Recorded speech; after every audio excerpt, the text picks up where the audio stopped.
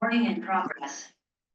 All right, it's 6 o'clock. Let's call the February 2025 Alameda County Water District Board meeting to order, please. Roll call. Directors Akbari, Here. Gunther, Here. Sethy, Here. Weed, Here. and Huang. Here. Mr. Stevenson, would you like to do the housekeeping now, or would you like to do it after the salute? Happy to do it whenever you'd like me to do it. Why don't we just do it now? Okay, this is really to help everybody understand how to participate in this board meeting. Just want to welcome everybody to our meeting of the Board of Directors. My name is Ed Stevenson, and I serve as the district's general manager. Members of the public may participate in this board meeting in person or remotely by either using the Zoom application or by telephone. Any member of the public present in person who wishes to make comments may approach the speaker's podium at the appropriate time. For those participating remotely, note that the meeting agenda, staff reports and presentation materials for this meeting are all available on the district's website at acwd.org. You may reference the instructions at the top of the agenda for how to participate using the controls in the Zoom app or your dial pad if participating by telephone audio. This board meeting is being recorded and will be made available to the public for future viewing. And President Huang, that completes my housekeeping remarks. Thank you very much. Director Wee, would you lead us in the salute to the flag, please? Army. Pledge allegiance to the flag of the United States of America, to the republic which stands one nation under God, indivisible, with liberty and justice for all. The flag. Yeah. All right, so next item is public comments. Members of the public may address the board on any issue not listed on the agenda, which are within the purview of the Alameda County Water District. A 5-minute limit is customary. However, I may adjust the actual time allotted to accommodate the number of speakers, and seeing we have very few speakers, we're not going to set a time limit today. Member of the public who wish to address the board on a scheduled agenda item will be given the opportunity to do so. So with that, do we have any members of the public in the audience that wish to address the board? If so, please come up to the podium.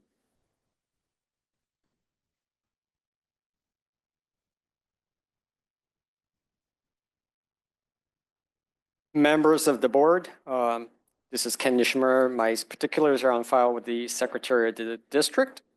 I come to you now not to discuss rates, that will come later, but to discuss what I call, quote unquote, truth and reliability disclosures. Much has been said about the performance of the local municipal water system in the Palisades and Eaton fires last month in Southern California. Some true, some, well, fake news. What is true is that no fire suppression system fed by a municipal water agency can be expected to provide the flows necessary in a wildland inferno. Every system has a capacity, and if one exceeds the design capacity, performance will suffer. I am not here to implore the district to alter its design capacity to handle any conceivable disaster. As an engineer, I realize that is unworkable, and as a ratepayer, I realize that would be unaffordable. What I ask of the district is to conduct an honest assessment of the capabilities of your system and publicize the results. Those who are located in the upper pressure zones need to realize that once the tanks maintaining the pressure are depleted, the delivery of water will be compromised. How big are the tanks? How many hydrants will they feed for how long? What happens when the tank's empty? What is the capacity of the pumps to replenish?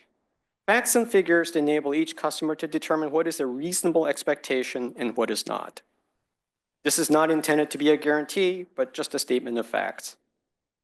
Are there things that the district can do to help mitigate? The district typically performs refilling of tanks at night to take advantage of lower energy costs. Could this be modified during, for example, red flag events? What is the delta in cost? Are there other operational changes to consider? While we are fixated on wildfires, the irony of today's downpour and the flooding of the Alameda Creek at Niles at noon today is not lost here. The district is vulnerable to other disasters. While hardening of the Hetch Hetchy pipeline against earthquake has been a popular topic, little has been discussed about the expected condition of the distribution system after an earthquake. What should residents expect?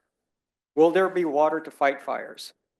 We have all been implored to store enough essentials for 72 hours, but I suspect 3 days barely scratches the surface when it comes to bringing a water system back online after a disaster. It is time to have a serious discussion about what ACWD can and cannot deliver during irregular operations. Customers need to know so that they can make informed decisions. The goal here is not to scare, but to inform. Thank you for your attention. Thank you, Mr. Nishimura. Do we have any members of the public online that wish to address the board on items that's not on this agenda? If you wish to do so, please raise your hand.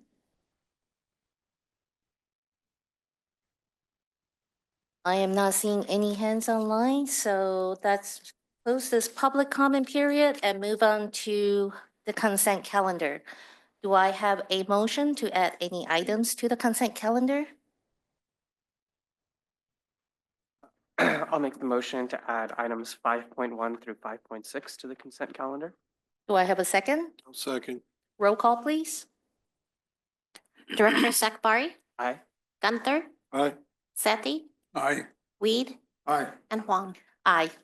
Do I have a motion to adopt the consent calendar as amended? I'll move to adopt consent as amended. Second. Directors Akbari, Aye. Gunther, Aye. Sethy, Aye. Weed, Aye. and Huang. Aye. With that, let's move on to action calendar. I believe next up is 5.7, public hearing. That's right, President Huang. Item 5.7 is a public hearing to consider revisions to the district's water rates, adoption of resolutions amending the district's rate and fee schedule regarding water-related rates and charges, including drought surcharges, private fire service rates, facilities connection charges, and miscellaneous fees and charges, and finding that the amendments are exempt from the California Environmental Quality Act. And as this is a public hearing, I'll turn it back to our board president to conduct the hearing. All right. So on the behalf of the Board of Directors, I would like to welcome the public's participation in this evening's public hearing. This public hearing will be on the proposed revision to the district's water-related rates and charges, including the service charge, commodity charge, drought surcharge, which are not currently in effect, and private fire service charges. This agenda item also includes proposed revisions to the district's miscellaneous fee and charges and an inflationary update on the district's facility connection charges. Although these revisions do not require a public hearing, the public is welcome to make comments on these aspects of the items during the public hearing. Now, I would like to review the ground rules for the public hearing. As far as the process, I will open the public hearing and ACWD staff will make a presentation. The presentation material can be reviewed through the online meeting or can be accessed on the district's website with the agenda and materials for this meeting at www.acwd.org. Copies are also available on the tables in the back of the boardroom. Upon conclusion of the presentation, the board and ACWD staff will receive public comments. The board and staff will receive all comments without responding. Upon conclusion of the public comments, the board will request input from staff as appropriate to respond to questions and comments that were raised by the public, deliberate on the issue, and then close the public hearing. Can I have confirmation of how many people do we have in the public before? We have 2 people in the room and, okay. So consider we don't have that many people. So we'll establish a 5-minute time limit for each person to comment. We will require strict compliance with this time limit so that everyone is treated the same way. The district secretary will provide you with approximately 30-second advance warning and will let you know when the time is up. Speaker request. This hearing is being conducted in person, online, and by teleconference. For those attending in person who wish to make public comments, please complete and submit a speaker card to the district secretary, and you will be called upon when the public comment period is opened.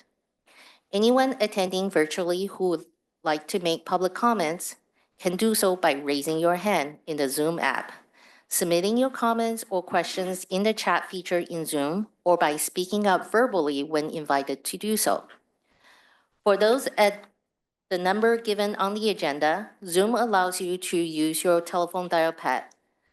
*6 to mute, unmute, and *9 to raise your hand. People participating by telephone will also be given opportunities to address the board directly. Sorry, I have a very long script. Please state your name and service address when making a verbal comment. Providing information is voluntary. However, if you have not already submitted a written protest and would like your comment to be counted as a protest against the proposed increase, stating your name, service address, and intent to protest can be used for that purpose. So with that, the public hearing is now open. Staff will now make a presentation. I will ask you to refrain from asking questions or making comments until the public comment portion of the public hearing. Okay, thank you, President Huang. And just a note for the record, as required, this meeting has been properly noticed. In addition to mailing notice of the meeting and the proposed increases in the water-related rates and charges to all property owners, customers, and all other mailing addresses in the district service area as required by Proposition 218. The notice was also published in multiple newspapers of general circulation in the district service area and also posted on the district's website. Additionally, the district held 2 community meetings that were publicized in the Proposition 218 notice. The first community meeting was held in person at the Newark Library on January 28, and the second community meeting was held on Zoom on January 30. Just another quick note, President Huang mentioned speaker cards. We do have speaker cards in the back of the room, and there's pencils back there too. If you choose to use a speaker card, again, you don't have to, but that may help if you would like your comments to be registered as a protest. Okay, at this point, I will ask John Wunderlich, ACWD's Director of Finance and Administration, to lead us through the staff presentation covering what the board will be considering for adoption this evening. Because this is a formal public hearing, we ask that members of the public refrain from asking questions during the presentation, as there will be ample opportunity to ask questions and provide comments following staff's presentation. So, Mr. Wunderlich, I will turn it over to you. Great. Thank you, Mr. Stevenson. Good evening, members of the board, staff, and public. I'll go ahead and begin our presentation and ask the district secretary to go ahead and put that up there. I'll go through the introductory slides, and then I will turn it over to Sydney Elm, our financial analysis supervisor, who will review the details of our financial planning model, as well as the specific details of the individual rate proposals and the miscellaneous fees and facilities connection charge updates. So just a quick overview of the presentation. Again, we'll go through a lot of the details in terms of the whole process we went through to get to this point, and the specific details of the proposals, as well as reviewing the status of the protests that have been received and staff's recommendations. So at the December 12th, 2024 regular board meeting of the ACWD board, we set tonight at 6 p.m. as the date and time for a public hearing, and authorized staff to issue the notifications to all customers. And that was a notice of a proposed water rate increase of up to 4% across the board, effective March 1 of 2025, and another 4% effective March 1 of 2026. As Mr. Stevenson mentioned, in addition to mailing the notice to all customers and property owners, it was also on the website, social media, local newspapers, as well as city halls and libraries. So just a little bit about the rate setting process. We held 5 public meetings in 2024 to review district finances and get us to the point where we're at today. And throughout the process of those meetings, we updated our long-range expenditure forecast, We updated our analysis of water demands and future revenues, and then based on that, determined the rate increase needed to meet the cost of service. Throughout those series of workshops, we also looked at a few adjustments or alternatives to rate structure options, including creating multiple customer classes or establishing tiered rates for single-family residential customers. And at the conclusion of that, again, the proposal was a 4% rate increase with no changes to the existing rate structure. This is a list of when all those meetings occurred and what was discussed. The first two meetings in May were focused on the district budget, which really establishes the foundation for our long-term expenditure forecast and is critical to a water rates analysis. And then in July, August, and September, we had workshops that were highly focused on the water rates themselves before the decision was made in December to set the public hearing and issue the specific rate proposal. And in bold, at the very bottom line is where we are tonight, the last step in this process. So why are rate increases necessary? There are a lot of issues that the district confronts that lead to the necessity to increase rates. One major factor is capital projects. As some examples, the district recently completed a PFAS treatment system to treat our groundwater that we pump out of the Niles Cone groundwater basin. We're actively renewing a pipeline in Newark and along Driscoll Road here in Fremont. These and other significant projects have been getting significantly more expensive in recent years. We also want to ensure that we can withstand financial pressures that could result from increased regulation of our water supplies. I guess you never are really sure what the next PFAS might be in terms of what the next thing is that we'll really need to deal with as a water district. We also purchase a significant amount of our water from external suppliers from the State Water Project and from the San Francisco Public Utilities Commission, and we are facing increases there, including an 8.8% increase for our San Francisco water that was effective at the beginning of this current fiscal year. And of course, we're also facing the same increases that everybody is dealing with for utilities such as our PG&E costs, but also just the general inflation that's affecting all the services and inputs that we need to operate the district. And a part of the financial plan, as will be reviewed as we go through this, is we are planning to issue quite a bit more debt the next 5 years to help smooth out the cash flow impacts of these infrastructure investments. But we still have to raise the funds needed to pay those increased debt service costs and maintain the coverage ratios that are required by the covenants on those bonds.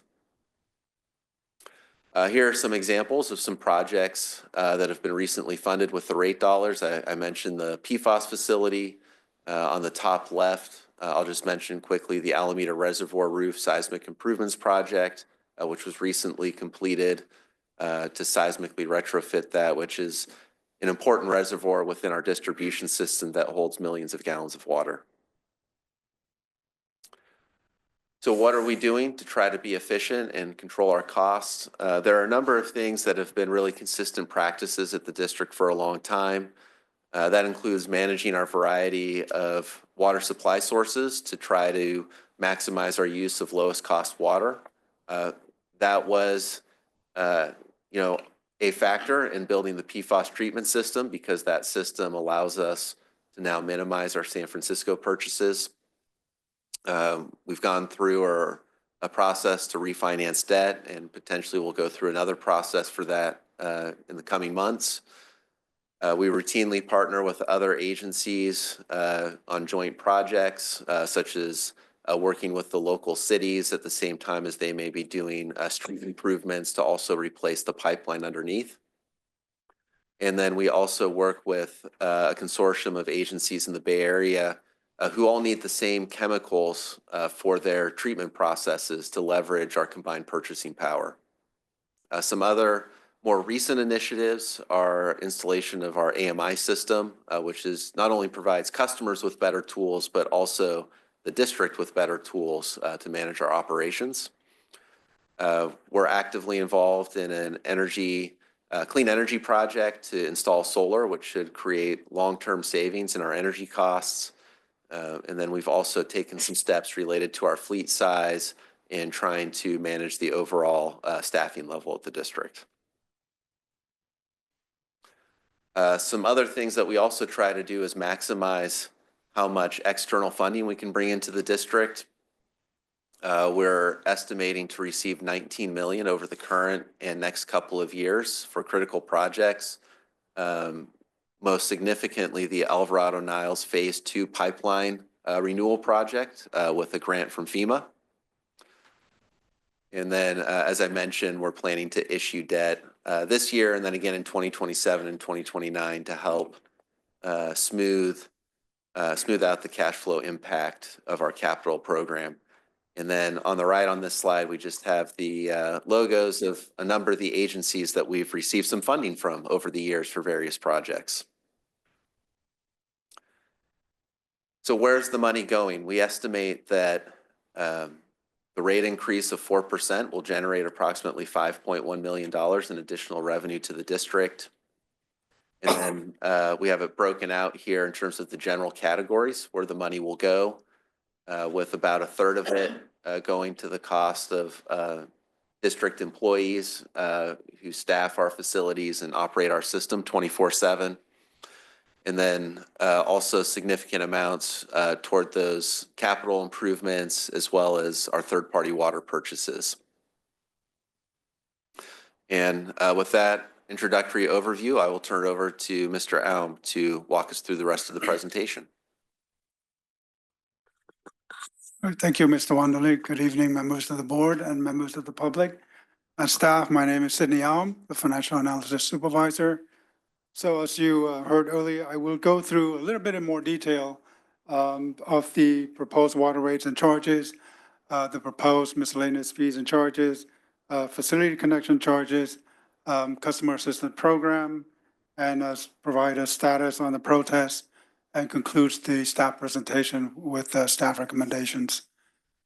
So we'll start with our financial review. We'll start by looking at the current assumptions that are built in our long-range financial planning model.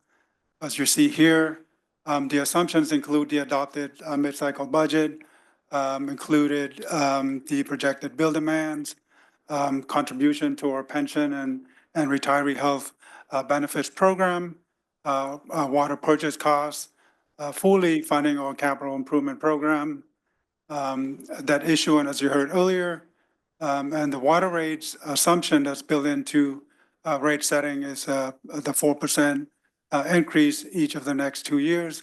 The long-range financial planning model also assumed future rate increase of 5% in fiscal year 26-27 and 4% ongoing after that.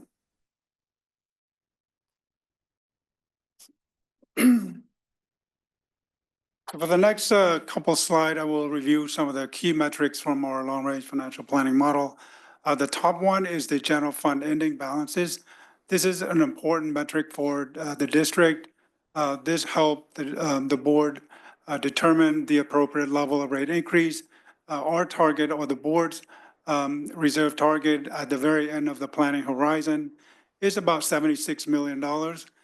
Based on the assumption that you heard earlier, included in our long-range financial planning model, at the end of the planning horizon, the projected ending balance in the general fund is roughly $2 million below that reserve target. The metric below that is the projected bill demand. As I mentioned earlier, the long-range assumption is 34.3 million gallons per day.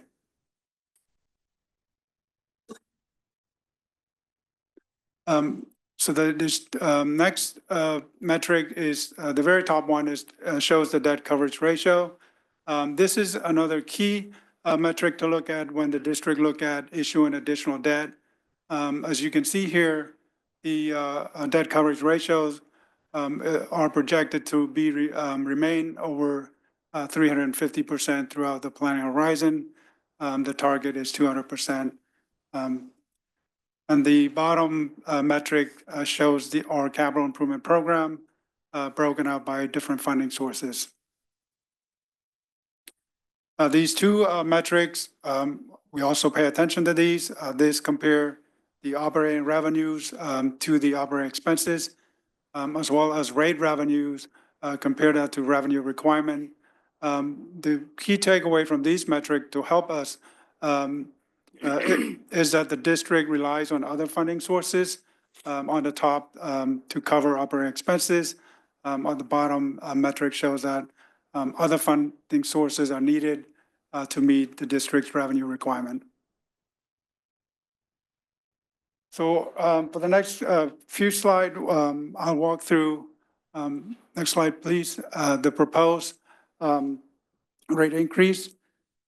So this is the bi-monthly service charge on this slide. The very first row is the charge for a 5/8 inch and a 3/4 inch meter. This is the meter size for a typical residential customer. The current bi-monthly service charge is $63.75, with a 4% proposed increase effective March 1st, 2025, that would go up to $66.30, or an increase of $2.55.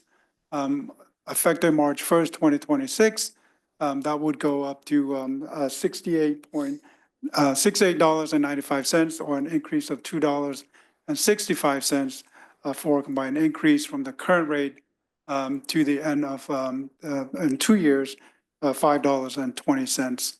And the proposed rate increases for the other meter size are presented here on this slide. On the commodity charge rate, inside district customer currently pays $4.97 per unit.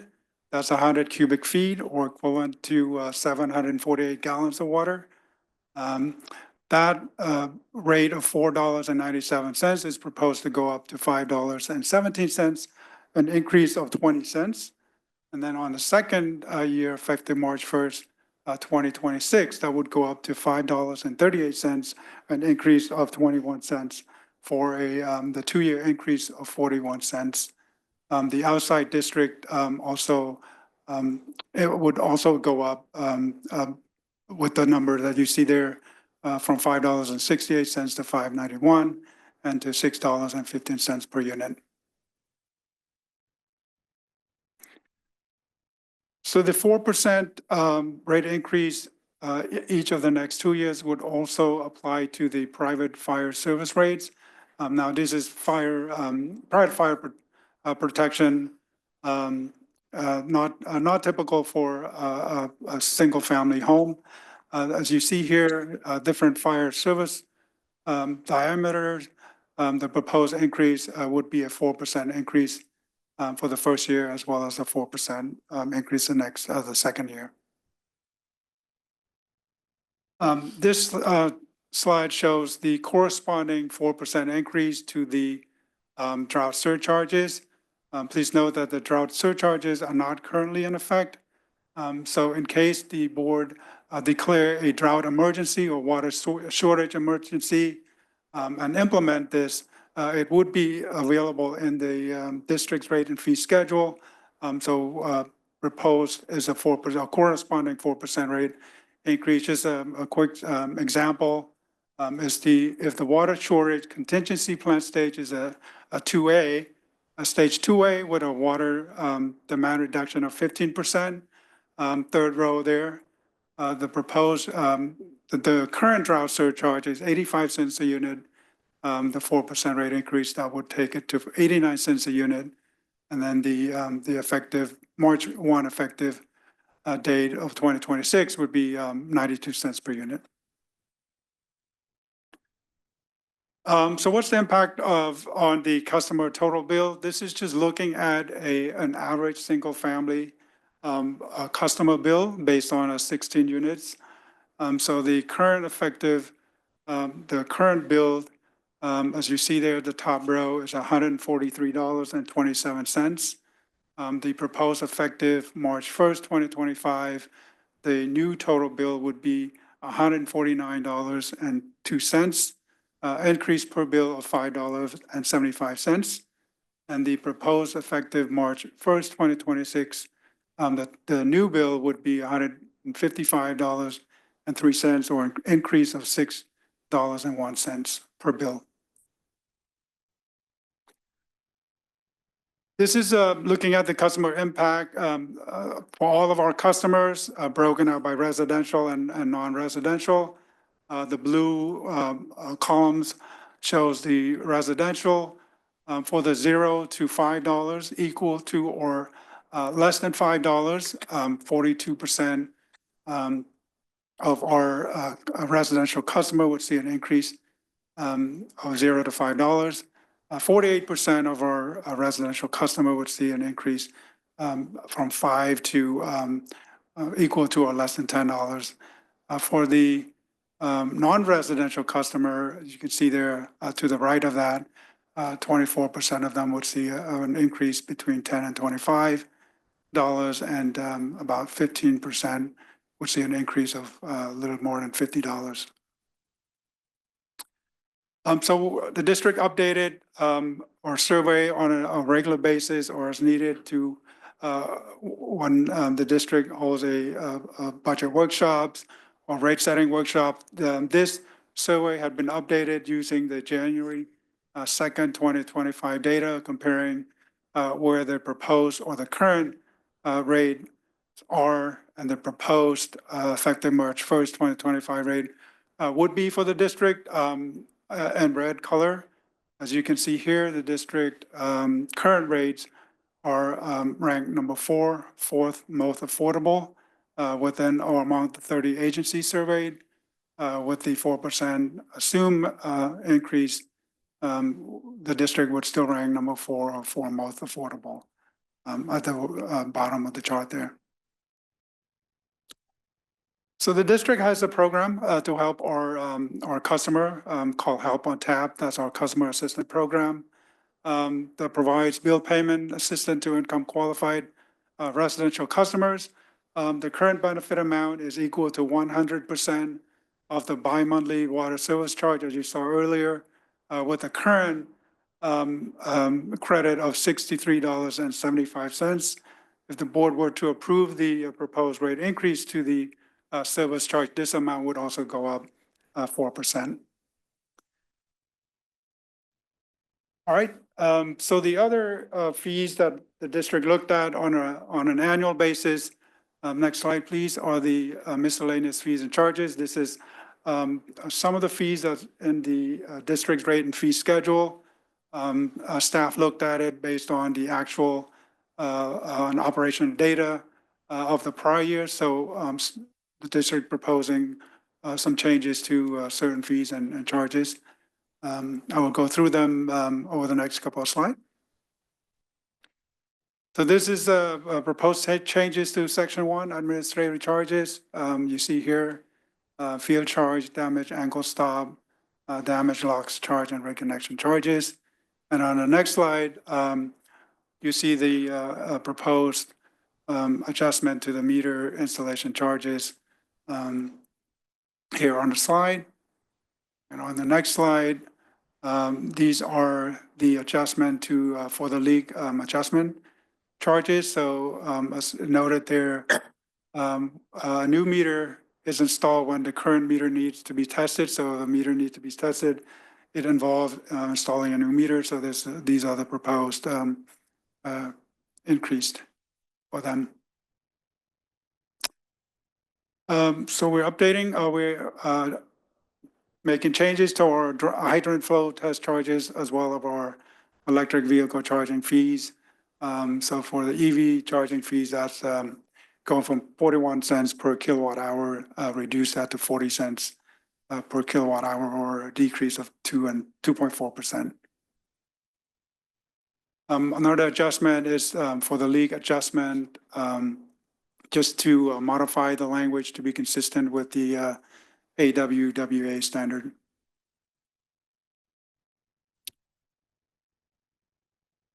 Slide, please. The other adjustments for the facility connection charges, the board approved the annual inflationary adjustment based on the construction cost index. What you see here are the updated or the adjusted facility connection charges These are for residential meters, an example for single-family dwelling units. The FCC or the facility connection charges would go from $11,157 to $11,130. And these are for the non-residential, municipal, and irrigation meters with the different meter sizes and the adjustment. Again, the adjustment, the inflationary adjustment is 0.228% reduction.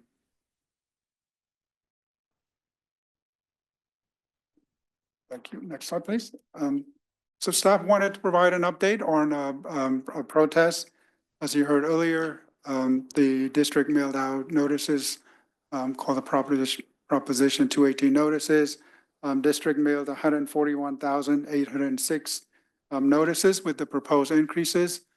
There are 82,600 parcels in the district's boundary with a service connection.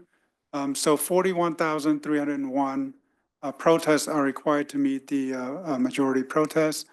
As of noon on Monday, this Monday, February 10th, the district had received 65 protest submission, comprised of 63 online form submittal through 2 emails and no mailed in letters.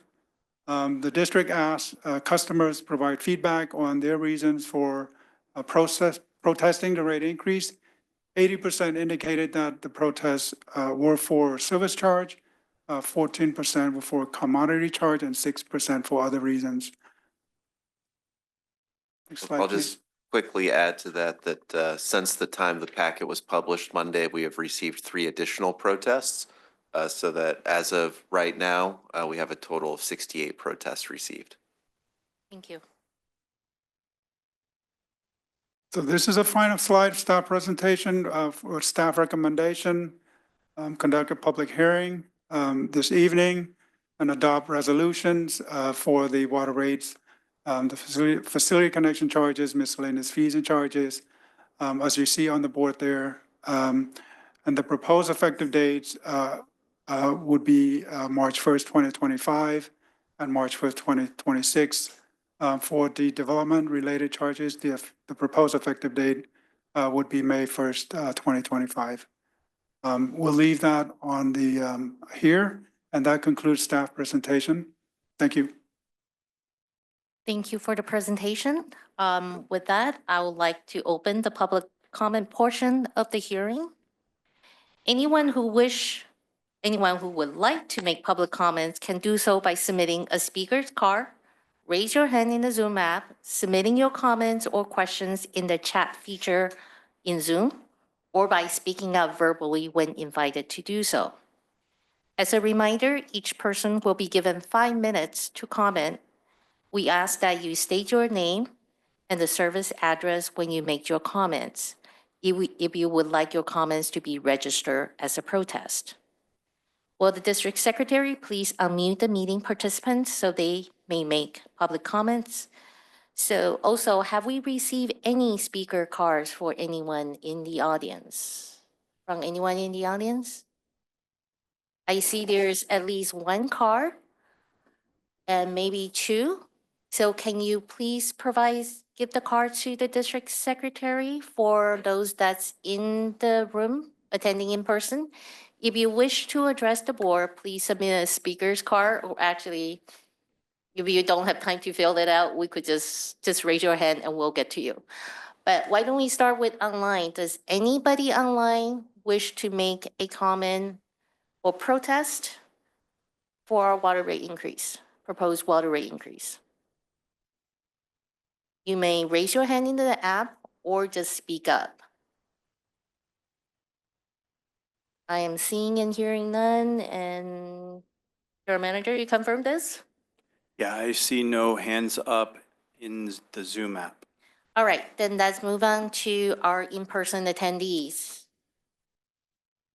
So do we have the speaker cards? Can you just call up the name, please? Okay, Mr. Ken Nishimura, please come to the front podium.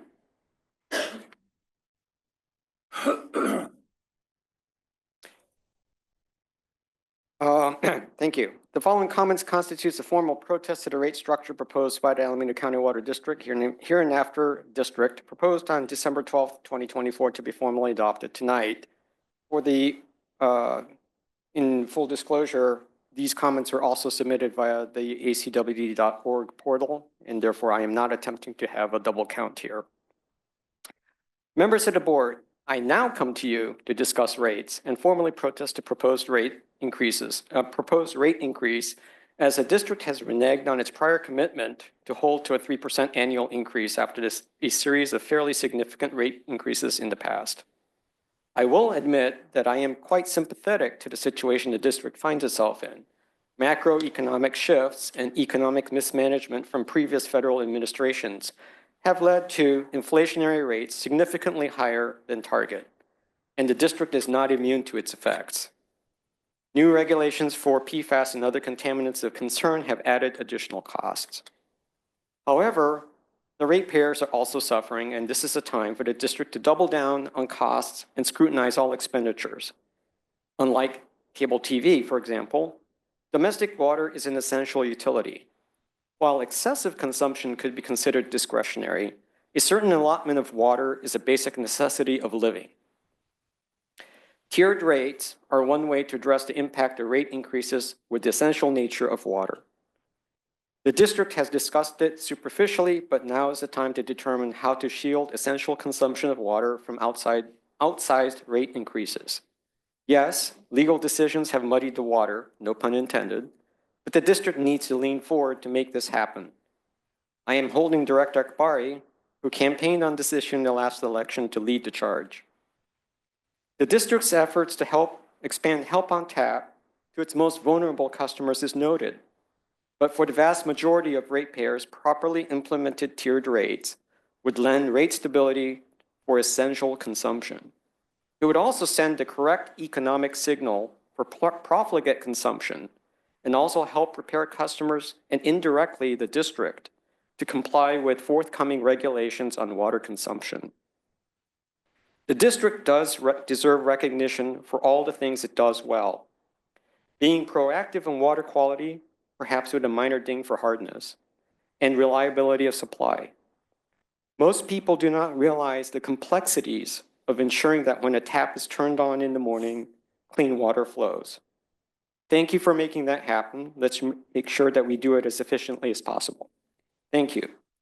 And I have a follow-on comment. I almost forgot.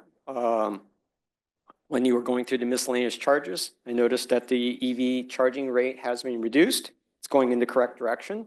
However, it is still higher than what I consider your benchmark comparators, such as Union Sanitary, which is at 37, and the City of Fremont, which is at 35, and the City of Newark, which is at 25 cents a kilowatt hour. Thank you. Thank you for your comment. District Secretary, would you call the name on the second card? I believe we only received one card. Did anyone else have a card? Does anyone in the room, in the audience, if you wish to address the board or protest the proposed water rate increase or comment on the proposed water rate increase, please step up to the podium.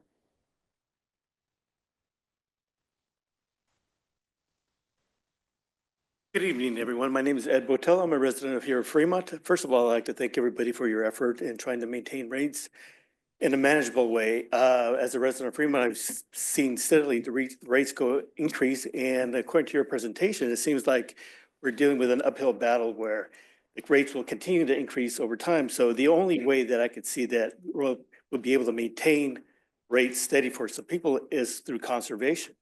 I would like to see maybe some sort of a plan moving forward where we give rebates to those residents that decide to either cut down on the rate of usage or, for example, install fixtures to bring down the rates or landscaping.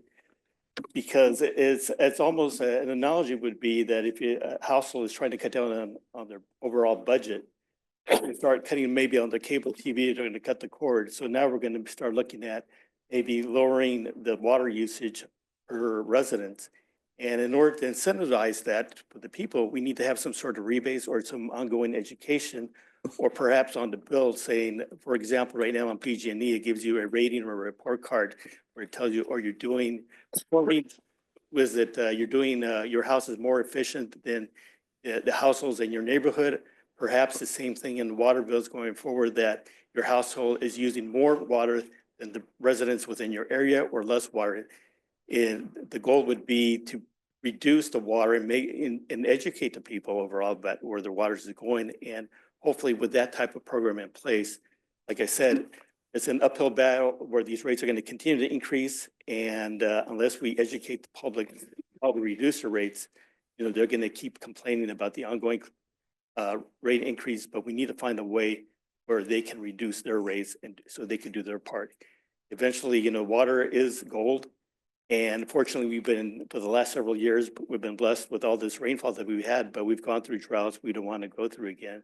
But we need to prepare the public and not just all of a sudden switch over to an alert or an emergency stage where we're in another 10 years or whatever of drought. So, but thank you for everybody here for all your hard work. We really appreciate it. I'm sure you guys maybe not hear it all the time, but we every time, like the gentleman said, when we turn on the tap, we realize, there are people behind it, and you guys make decisions that affects everybody's lives in here. And thank you very much for everything. Thank you very much. Right. Do we have anyone else that's in the room that wish to speak on this item? I'm seeing none. Anybody online or on the phone that wish to address the board or make comments on this item, please either raise your hand or speak up if you're on the phone. I am seeing none and hearing none. Page. All right, so I think we already addressed the additional comment receipt portion. So now let's move on to board questions. Does any directors have any questions of staff or general counsel based on questions or comments presented by the public? No. Nope. Director Akbari? Yeah, I have a couple of questions. More on Sydney's presentation. So on slide 9, you touched on some of the grants that we're expecting. Over the last month, I know that the new administration has cut much of the grant funding that organizations were anticipating. I'm curious how that might impact ACWD, if there was any grant funding that we were expecting to receive that we might not receive anymore. Sure, I'll take that one.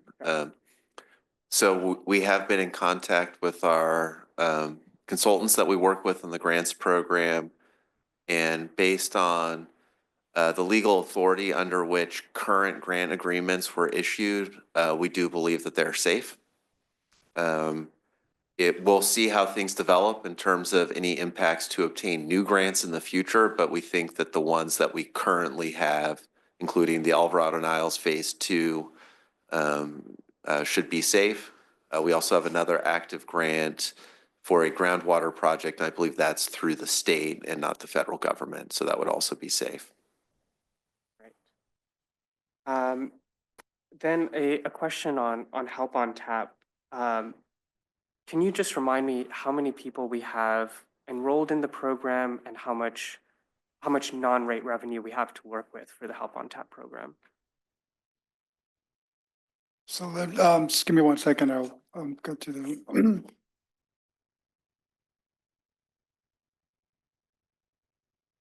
I believe I want to say 1,700 people, but let me double check real quick on that. Yeah, currently 1,752 district customers are participating in the program. The cost had gone up because it used to be a certain amount below the current amount, but now since it is equal to the bi-monthly service charge, we're estimating about 500 to 600,000 cost. Yeah, in terms of revenue sources, the amount of non-rate revenues can fluctuate from year to year depending on, kind of what exactly is happening. So in terms of our primary revenue sources that we've identified, I think we're getting pretty close. And so we would probably have to, if we wanted to make any significant changes, we'd probably have to explore what other revenue sources we might be comfortable including within the program. Thank you. And then one final question was just on the protests. So can you just remind me, if you have this data available at hand, how many protests did we receive during the last rate hearing?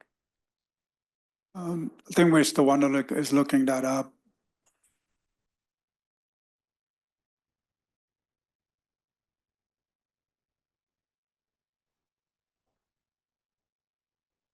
While we have a pause. Then should I maybe? We received 255 2 years ago. Okay. Thank you. That's it? Thank you. That's All right. that's my question. So I notice we have at least one new members of the public that joined us online. So I am going to ask one more time. If anyone online that wish to speak to the board on the proposed rate increase, please raise your hand or speak up.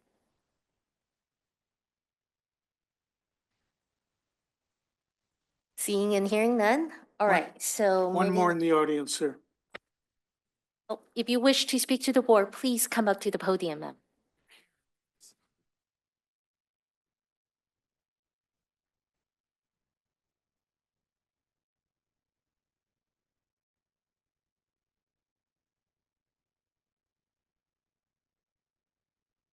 I live in Fremont also. And I am very agree, just not the previous speakers. And if ACWD can give each property, each residential home level, and like you have more details and which home and seawater, which is like normal, which is the hair, and when you increase the rate, if you can against according to the level, if the seawater people small low rate and encourage them to save water and give the hair usage level people a little more yeah, a little hair increase, and then anyway to prohibit them to use more. I think yeah, you ACWD can have more method to about the rate raise and give people more flexible choice. And that's my suggestion. And thank you. Thank you very much for your comment.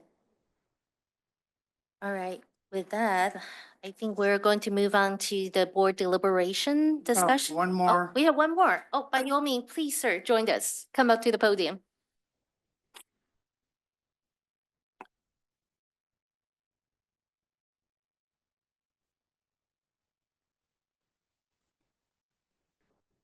No worries. I apologize, I'm bilingual, but I've been living in Union City since 1969. I was 14. When I raised my family and everything, but my house, the water hose could be running all day long and everything. There was no problem, you know. I'd even consider, you know, the water bill was a problem. I mean, now that my kids are out of the house, you know, I live alone, I'm a widow. My wife passed away 10 years ago. I hardly take a shower almost every day because now I'm retired since 2008 from pipeline. I'm a pipeline laborer, and I became a pipeline fitter and everything. I'm pretty much familiar with how the water flows. And now that I consume a lot less water, my water bill just keeps going up and up. Now that I'm 72 years old, the senior citizens have there's no consideration of them. You know, the less they use, the more the water bill goes up. I noticed that we have these sophisticated, you know, water meters now. That now I noticed there's a service charge for the water meter service. I live in my house since I bought it in '77 when I got married. I hardly see the guys, opening the meters. Now they have this, I don't know, electronic stuff or the drones, whatever, they read the meters. What kind of water service is there for a charge? There's hardly anything there. Every once in a while I would receive this letter, with, water bills, very expensive, in case you have a break, we'll charge you another additional $4 or $5 of the water bill, just for maintain that peace of mind. Since I live in a house, I myself, my dad puts the polyurethane pipes, from the water meter into the house when he was, so I follow his footsteps. If my dad would have been a carpenter, I probably would have been a carpenter too. So I never had any problems up to this day. I know how the water flows and everything. Now, for increasing the water rates on the surcharge, water rates on the three-quarter inch meter or 5/8, there's no difference there. It depends on the water pressure from the city, which is my area, I think 75 pounds per square inch, the water pressure going to the houses. So it doesn't matter if it's 5/8 or if the water, somebody nicks on the pipeline or on the, behind the water meter, the flow would be just the same. But there's an increase for that privilege of having the water pressure or water service, whatever. My water never had any problems. Now, I'm not going to complain about, because I'm a citizen. I don't know if I'm going to live another 20 years. I'll be very, very fortunate enough to see all these increases, make my life harder. I live very comfortably and everything. It goes back to the biblical times, water wars and water dilemmas and in consultation. But it goes all the way back to the biblical times. Nations fight nowadays mostly for water rights and water canals and stuff like that. Nowadays, water is probably the most precious commodity in the world. It's even more valuable than gold and silver and everything. I know people have a hard time when they turn the water taps on, especially, unfortunately, in Southern California, these fires and everything, and the people have no water, no fresh water. And every time I go, it's my least concern is to turn the water on, wash my face, brush my teeth, take a shower. I don't have no problems at all. I don't even think about the water running out or this off or anything. Every time I taste the water, I'm very concerned about the refugees and the Gaza. Our senior citizens in Southern California, they lost their homes, lost everything. It's very unfortunate, but we should be very fortunate as we stand here, turn the water on, $5 increase a year. Imagine if you were to run out of wine or run out of sodas and stuff like that. We were paying it 3 times more for a drink and for a glass of wine or celebrate, 4th of July and a fisherman's water. But water is the essential part of our own existence, our own survival. I don't see any problem. I'm not a rich man, but if we drink to our own, satisfaction, we're going to get drunk. We're going to have diseases and everything. But fresh water, like I said, nations fight for water rights. Israel lives in an area, it's the most unbelievable problem area in the world, and they fight for the communities around, they fight for the rights of water. And Israel is a perfect example. It turned in the desert into the oasis. It's with the water, and the people, they think that we waste the water. We don't waste no water at all. We use it for our own survival and for our own existence. The more increases, it educates people, how to, correct their own behaviors. I myself, I'm not perfect, but I don't see any problem raising the rates up, because if we want to live cancer-free. There's no other alternative. I have fresh water and everything. It's better than all the 30 drinks we have. seconds remaining. So thank you for hearing. Thank you very much for your comments. I think that should cover everybody. Great. Okay, then with that, let's move on to board deliberations. Discussion from the board? I guess I go first this year. First thing, I'd like to thank everybody for coming down tonight. And thanks for speaking. You know, we've been at this for a while. If you looked at the presentation, I think it said March. If you look at the end of this presentation, we're already looking out in the future. I've read every 68 protest. Before that, the 225 or whatever it was last time, I read every single one of those. It doesn't mean I didn't hear you if you protested. I did. Like I said, we've been at this since March. And one thing I heard tonight among the four speakers seems to be an underlying theme that maybe you're interested in tiered rates. That's not on the agenda tonight. However, we're going to have, 2 years from now, we're going to be discussing similar things. And as one speaker pointed out, we've already talked about that. So that's in one of our future thoughts. I heard you tonight. Remember that. You don't want to come down to those meetings.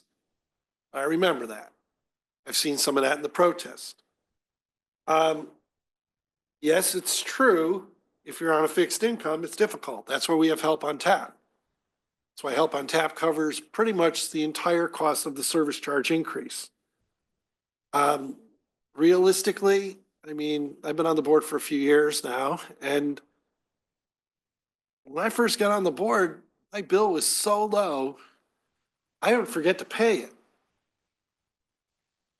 I lived in a 2-bedroom townhouse, had my own meter, and literally it was like $20 every 2 months or something. Now, my water bill is no longer $20 every 2 months. And you know what? I can't say anything because I'm responsible for those where I'm paying today. But I see and I understand why we do it. We can't afford not to have water. As I've said in the past, I come from a Coast Guard background. We didn't have water. I know what it's like not to turn on the tap or turn on the tap and nothing comes out. It's a very unpleasant experience. Once again, I appreciate everybody coming down. I appreciate the 68 people that saw fit to protest and actually say something on the protest. I don't necessarily agree with some of those. And I heard everybody this evening. Like I said, tiered rates aren't on the agenda tonight. However, we'll be addressing that in the future. We already have. This time, we didn't go that route. What we did do, though, is we saw fit to go out to minimize this increase, if you look where we fall online with everybody else, by going out and assuming some more debt. We could do that. It's not going to kill us. In fact, it'll help our rate so that we're not paying for projects. You're not paying for the future benefits. We're going to ease that out a little bit by putting out some debt there. We got a lot of stuff on our game here. Who knows what the future brings us?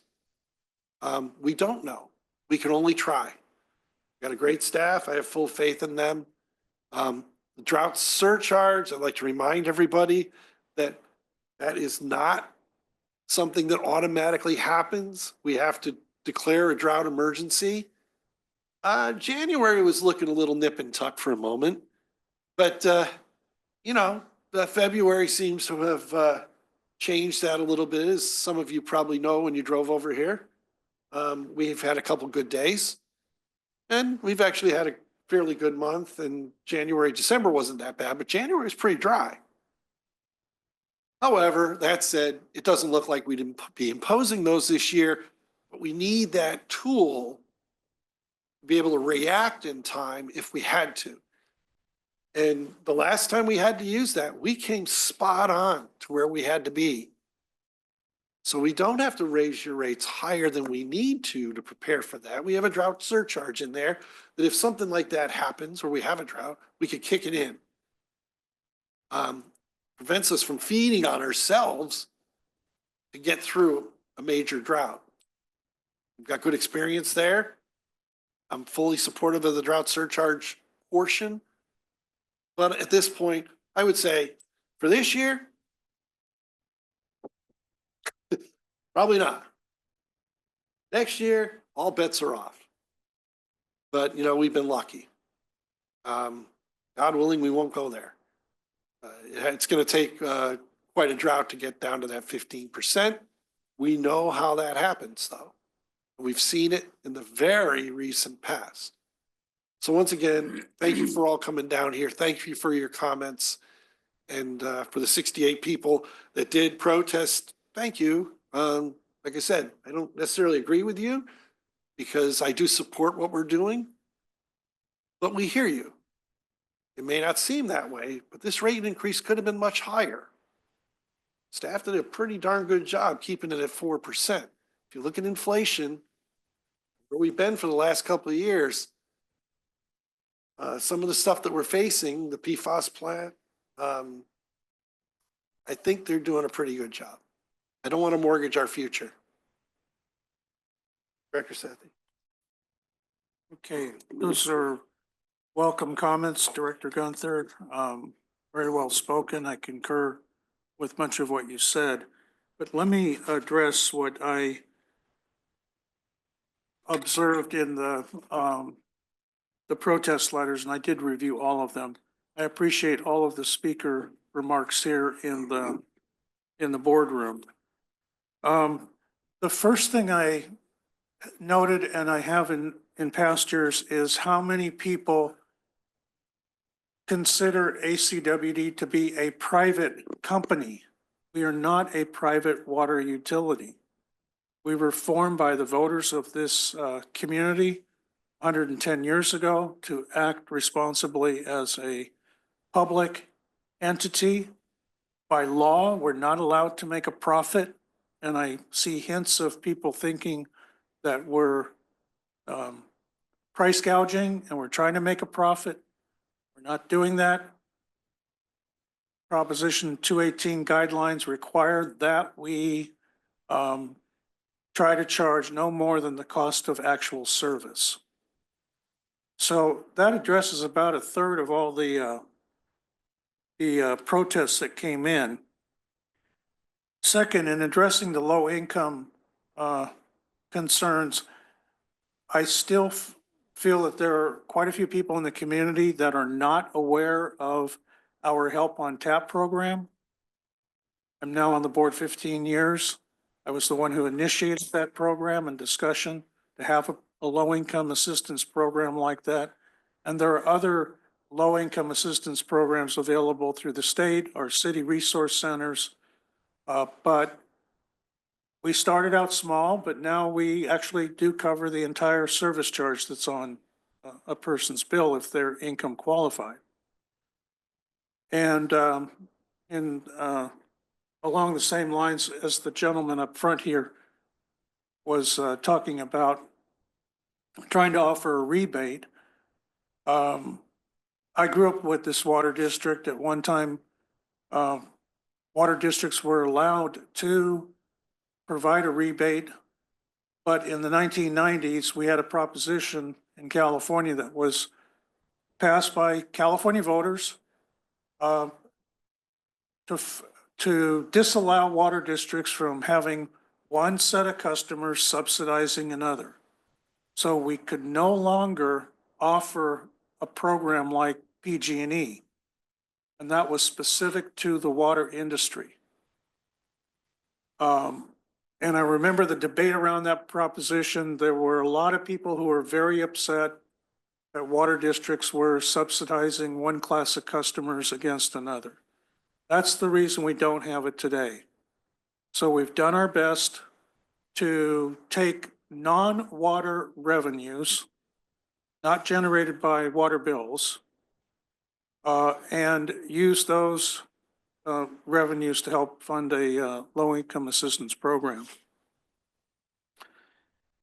As far as the rate increase itself going up 4%, as was pointed out in the presentation, we're seeing back-to-back rate increases from San Francisco that are approaching 9% each year.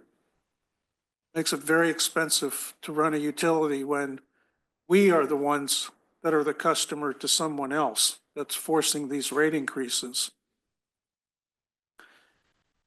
The PFAS, the forever chemicals, came upon us out of nowhere.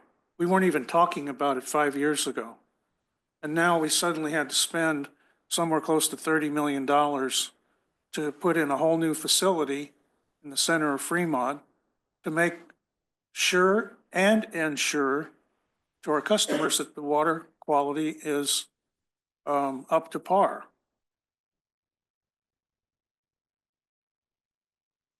These are unexpected costs that come into play.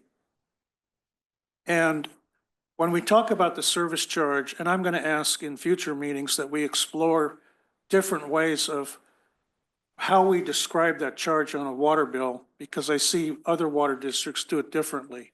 It used to be a meter reader charge, and it was a very small amount 40, 50 years ago. But a water district has very high fixed costs.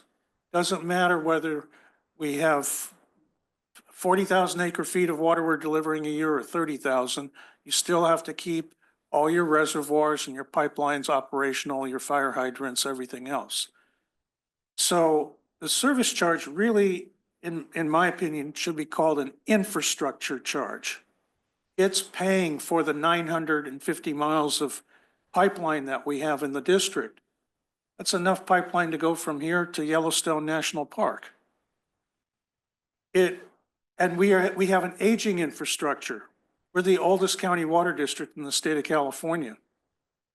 And we have to upgrade a lot of our pipelines. We live on the Hayward Fault. I felt 4 major tremors today. I don't know if you felt them. The last one was the strongest at my home up here in the hills. And we're overdue for a major quake on the Hayward Fault. When I ran for the board, principal thing I ran on was to seismically upgrade this district and put forward some bonds to make sure that we could carry water from the east side of the fault over to the west side where the majority of the population lives. That's my greatest nightmare, is what happens when that earthquake hits. As far as the 4%, if you look at the tiered rate, 10-year treasury this morning, it was floating between 4.5% and 4.6%. The bond market is telling us right now what the inflation expectation can be for the next 10 years. And that's influencing mortgage rates and credit card rates and everything else. And I think we need to keep that in mind as we move forward. I saw one comment from a resident on Olive Avenue in Mission San Jose that I found quite disturbing. I just want to address that. That talked about there being too much chlorine and lead in their water. We provide chlorine in the water, which is considered one of the 10 greatest health achievements of the 20th century, at the minimum level to ensure quality of water, to erase bacteria, viruses, other organics that are not healthy. And as far as lead goes, we don't have any lead in our water. We don't deliver water with lead. If residents have or detect lead in their water, they should contact the water district. We'll have somebody come out, inspect your home.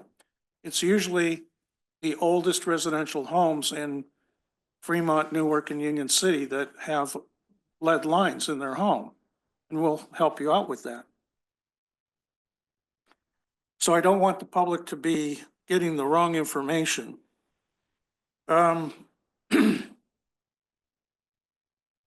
Another thing is that in the past, our district was mostly pay-as-you-go on major capital improvement projects. And I think one of the things that our current board and our staff have recognized is that we have some really huge projects that we're working on. And you can't have the current residents paying for all of that pay as you go. It has to be generational investment that's spread out over 30 years among different residents of different ages living here in the community and benefiting from these projects. So I'm glad with our debt capacity that we have, which is, I think, the highest in the Bay Area, or among the highest, we have the ability to use debt financing at low interest rates to finance some of these future projects. Last thing I'll say, and I hope this doesn't offend anybody, but when you look at a $5 increase in your bill over 2 years, you spend more on a 6-pack of beer than the increase in your water bill over 2 years. People spend $5 a day or $7 a day at Starbucks or Pete's. And it's just flavored water. And so I feel the water district is delivering great value for a product that we deliver to our community. Much of our water is coming from several hundred miles away from Lake Oroville and Hetch Hetchy and Yosemite.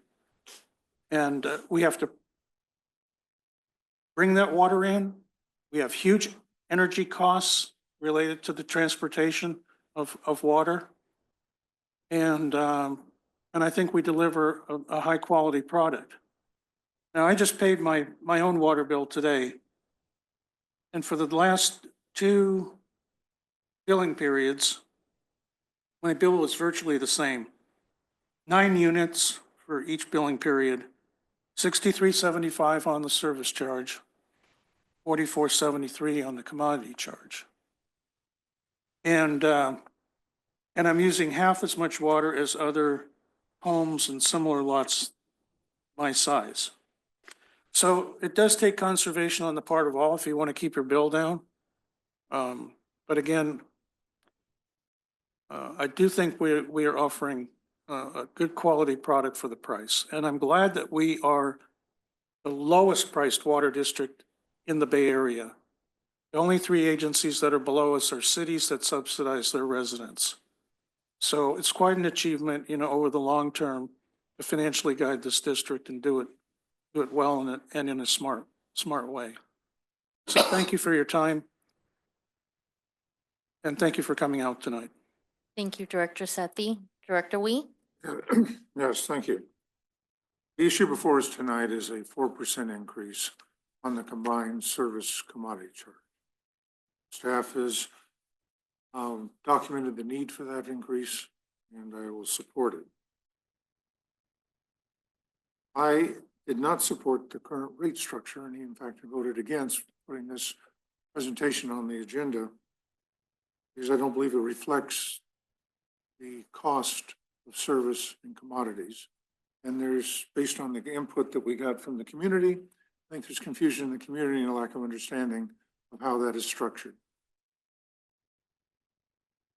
Approximately 1/4 of our expenses are water, power, and chemicals variable cost. And the other is other than commodity, and so therefore we put it under title service. The bulk of our increase is going to be on the service side. But we're paying for it with the 4% total.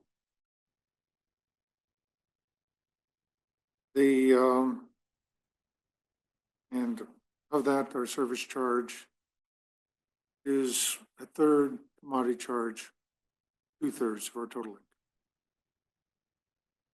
We do have a public process, Proposition 218, which was initially adopted to cover a variety of public activities.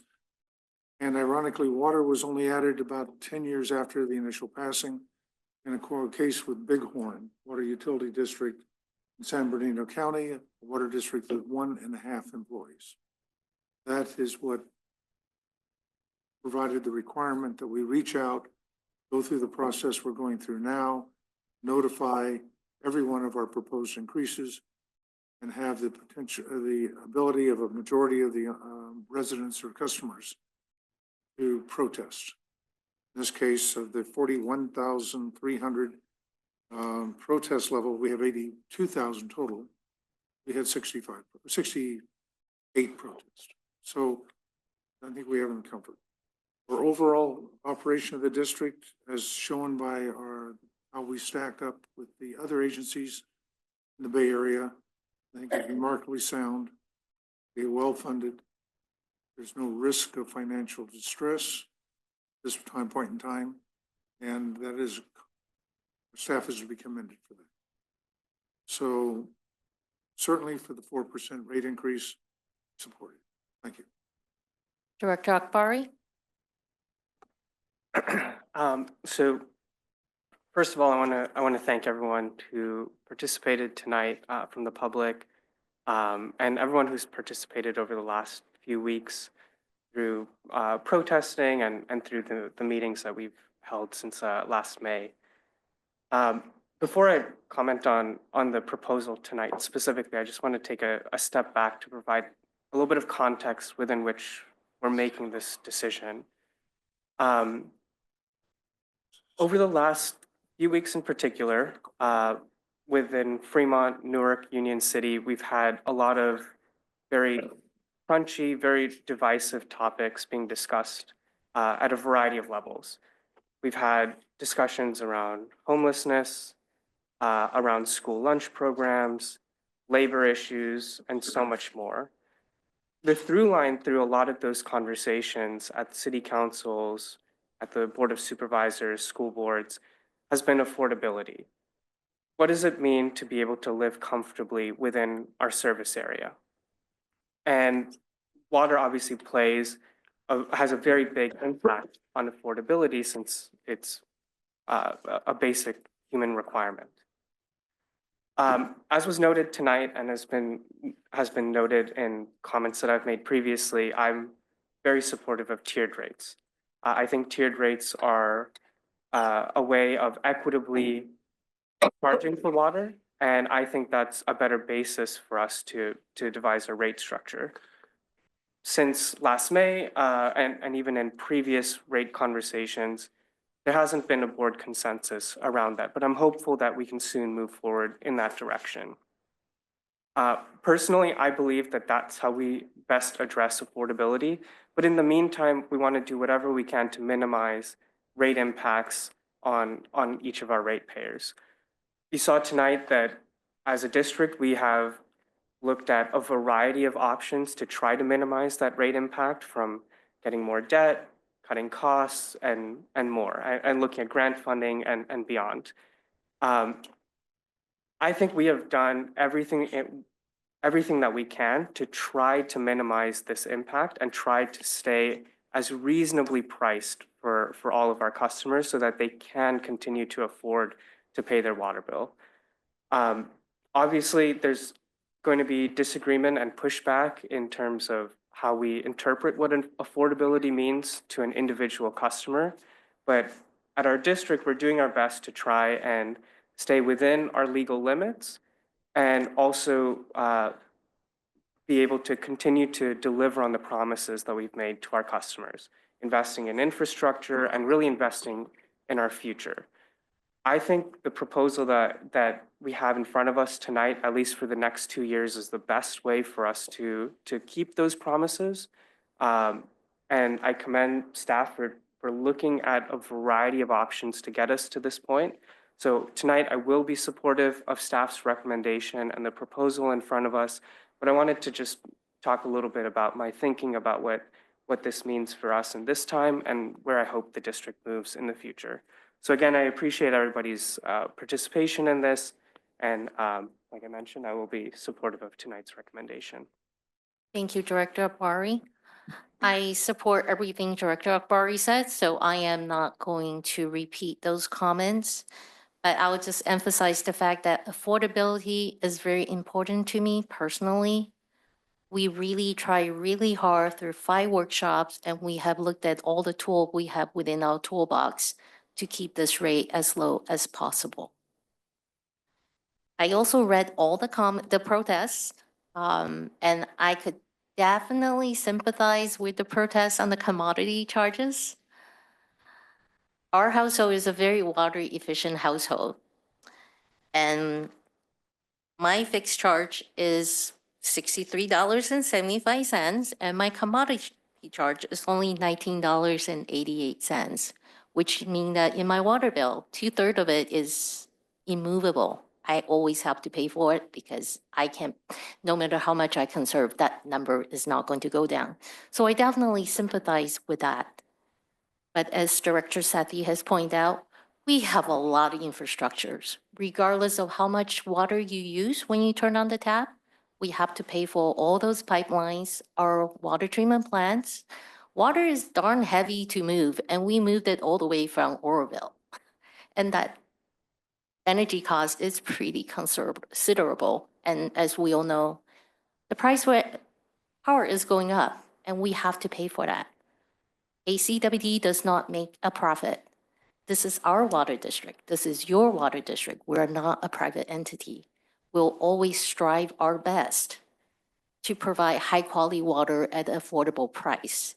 This also demonstrated by how we ranked in terms of water bills in the Bay Area. We're very low on the list. In terms of rewarding people who conserve, I definitely agree with that.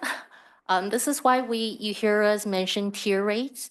The concept of the tier rate is that for the lowest tier or the tier 1, you get to use our lowest cost water supply. We have different water supply, they come with different dollars. Some are more expensive than others.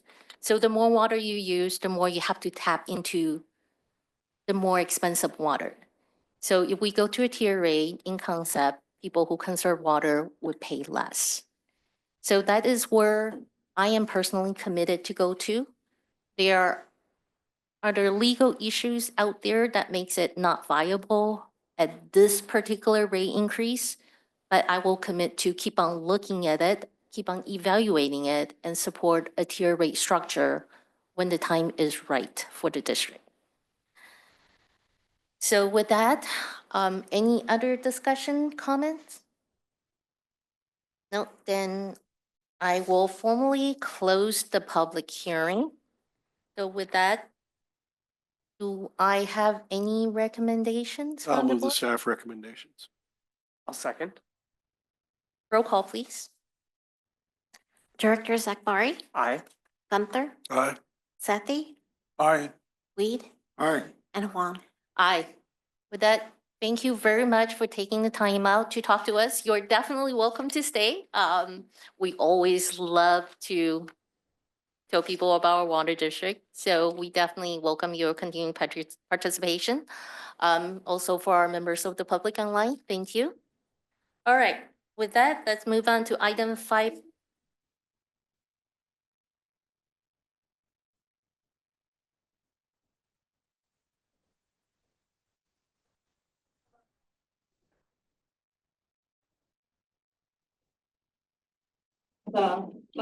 Something said, save water for something. I see a lot of public, toilet, park somewhere. The water always looks like the toilet paper, the water is always go down, looks never, no people care about that. That's in my country. Everywhere is the public energy, public sources. Everywhere is right down and change how do you and this is save water in the public place. The tap inside save water is everyone's responsibility. Something and let always remind you, you need to save water. You not waste the water. So, yeah, but in America, I never see a lot of public place, never write down. Excuse me, ma'am. So since this meeting is being broadcast online, so if you wish to address the board, please come up so our other customers could actually hear your opinion, please. Okay, I think, yeah, we may, I just a suggestion, I think, someone, sorry, can we? President Huang, I would Give suggest this is not appropriate. Okay, one minute, very shortly. I think, So maybe America, to, the enough energy, the looks people never save if energy you would like water. hold just 1 second. So what I'm going to do is, I think you are making a public comment on an item that's not on the agenda. Is that correct? District I Council. couldn't hear what she was saying when she was back there, so I'm not too sure what this relates to. Does this relate to the water rates? It's water, yeah, I think it's because safe water is everybody's responsibility. And if you raise the water and can think of more method to save water and then keep the low price. And I don't know, the ACW, what except quality control and the building and what job Okay. you do. But I think for the water is public resources, which So- everyone need to save to do their job to save the water, because California, we see in Okay. the summer. So I think it's I think related to water to conservation. save water and keep a low Okay. price. One job is like you can in the public place, like a park, toilet or somewhere in the public place, you can write down like I down. see. Yeah. Okay, so I am going to ask you to hold your comments because unfortunately, we're kind of in a very formal Yeah, process. It's So let us finish voting on this item. And then we could open up the public comment portion again, and we'll formally record this as your recommendation on way to conserve water. I think that's what I'm hearing. So we could formally record your comment as in the right place. Is that okay? okay, no problem. All right. Thank you, sorry to. No problem. So just hold that thought. Is that okay?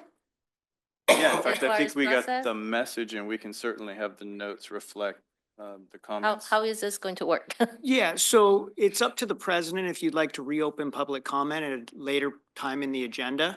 You could do that and we could record it as public comment. So maybe we should get through the action items and at the Okay. appropriate time.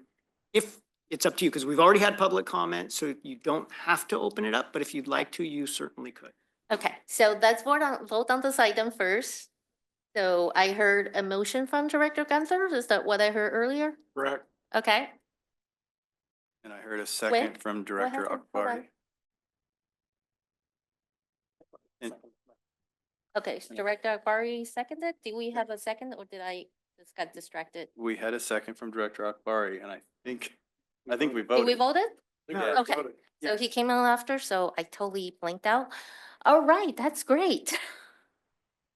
Okay, so I think she made her public comment in the appropriate place, and I believe General Manager, you wrote down comments about encouraging in conservation, Yeah, and that it's everybody's responsibility. and potentially we could do more, I guess, notes or Yeah, public. we can record the essence of the comments in our minutes. Okay, thank you. And thank you very much for your comment and my apologies.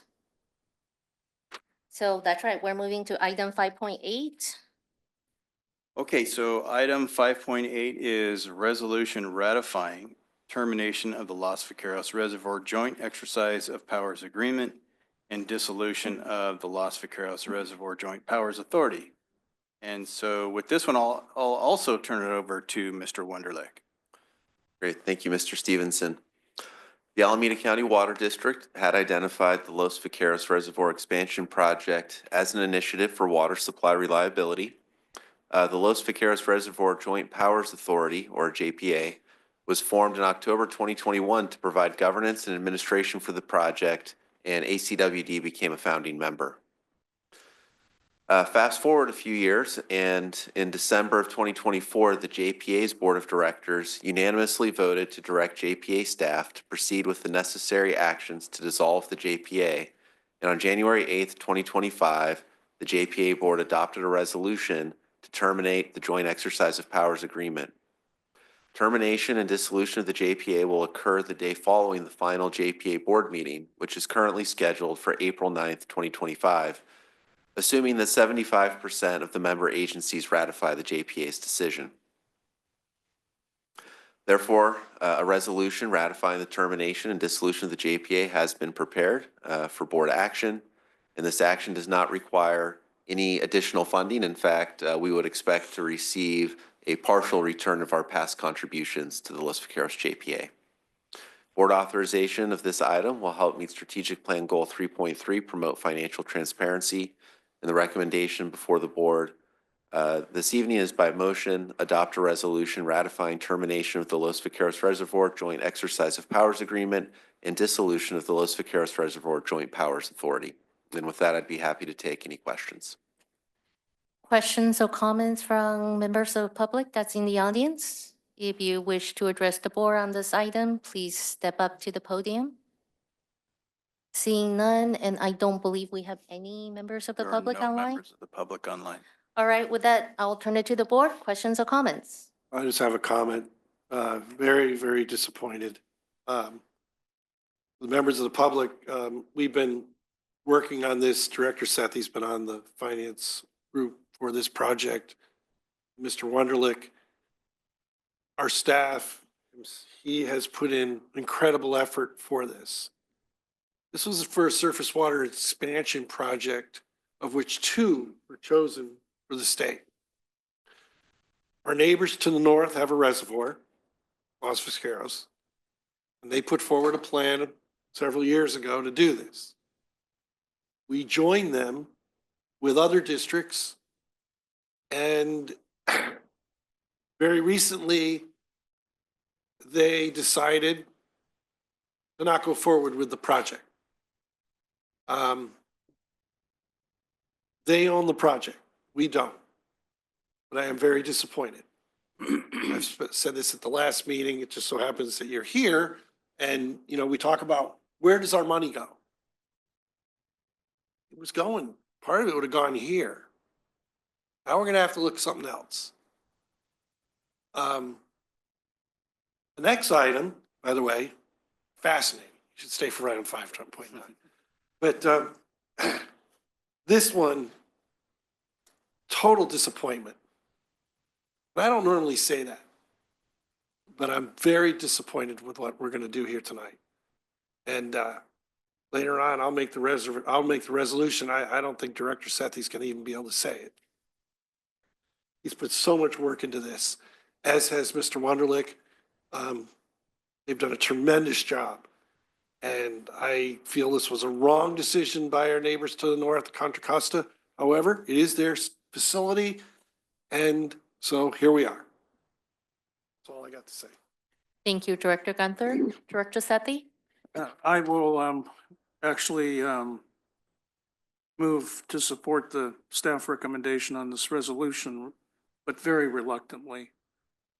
I have talked to people all the way from the governor's office down to Secretary Crowfoot, Carla Nemeth at DWR.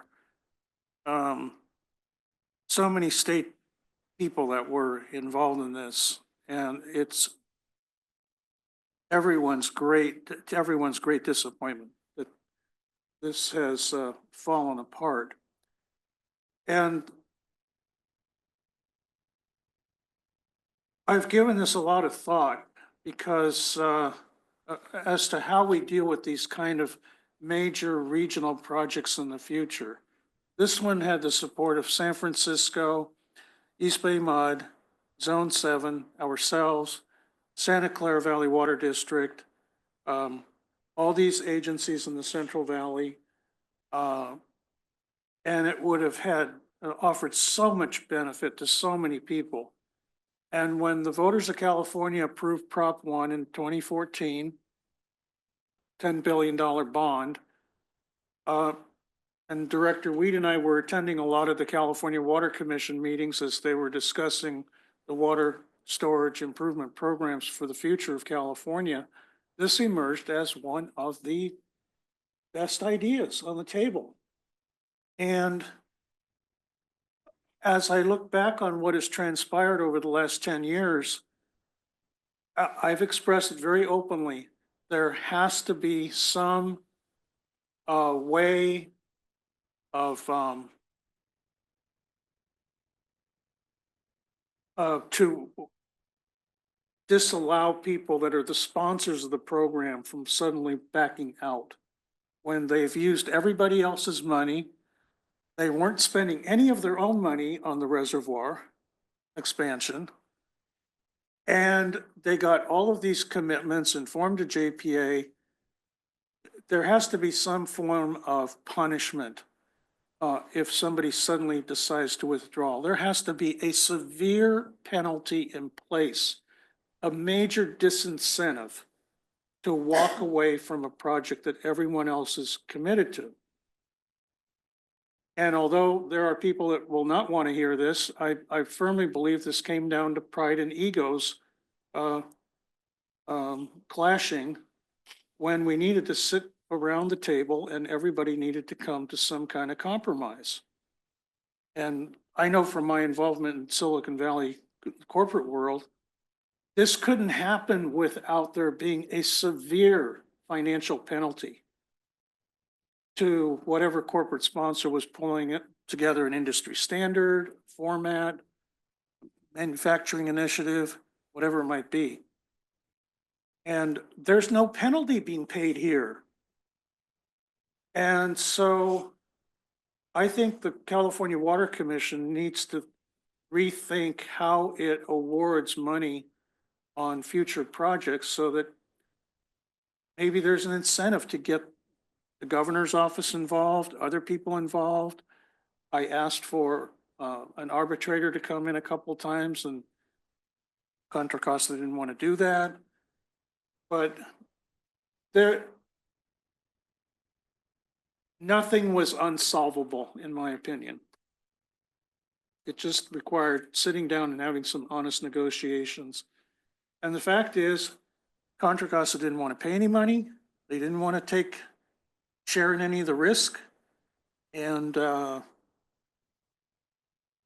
yet there were and then they blamed it on the other agencies when not a single one of the other agencies said they were leaving the JPA. So I think we need to have a very healthy discussion in the state of California, in the water industry, at Aqua, other venues, where we need to do some self-examination of what really happened here. So it is with great reluctance that I move the resolution forward for approval. I was notified today we are going to have a virtual meeting on March 12th before our next board meeting. And there probably is the meeting in April and maybe a wrap up in May. But this is coming to a closure. I have one of the great assignments as the treasurer on the board. I get to close the bank account since my signature goes on the checks along with our executive director. So at that point, the leftover money goes to our general counsel in a trust fund until this whole thing is winded down.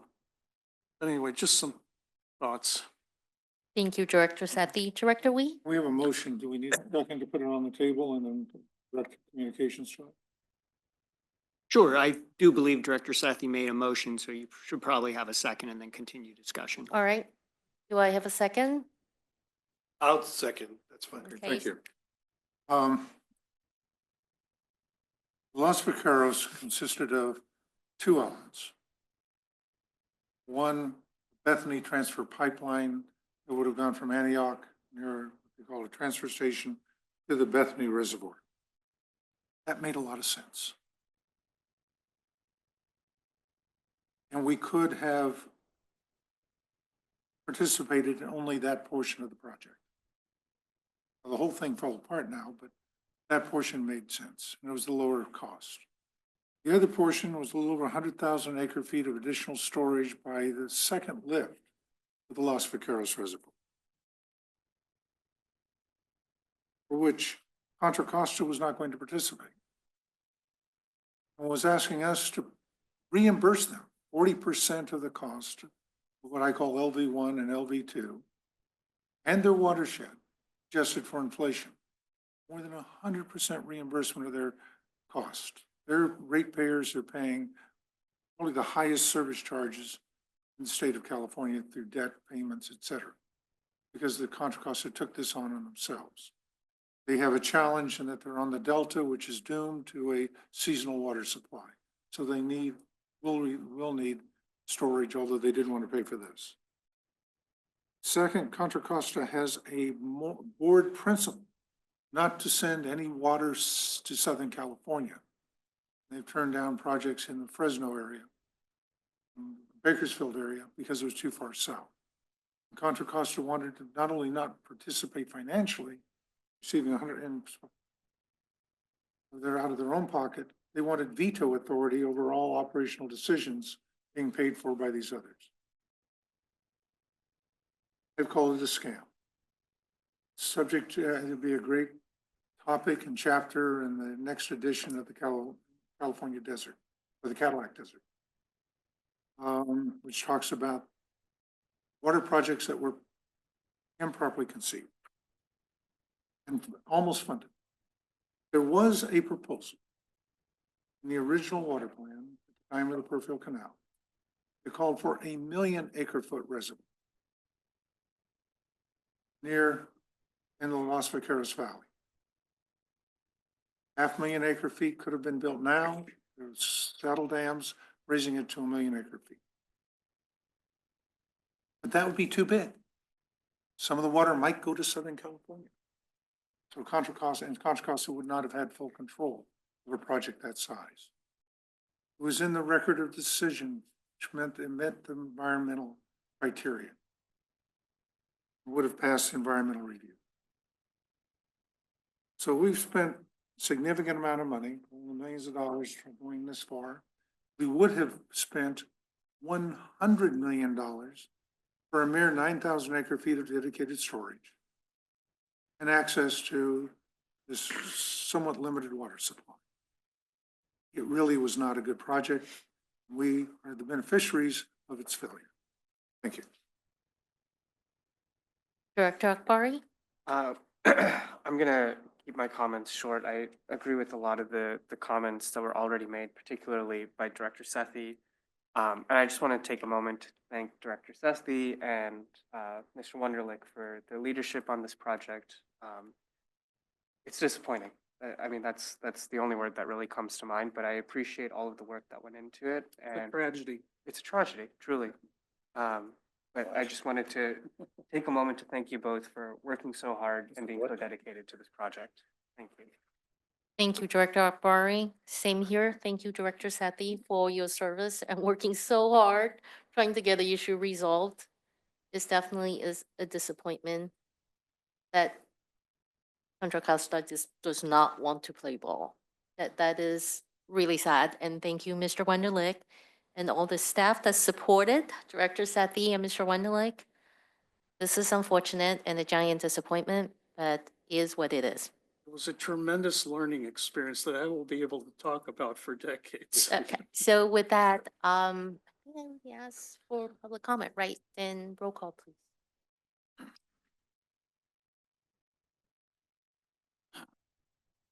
We did ask for comment. We didn't, okay.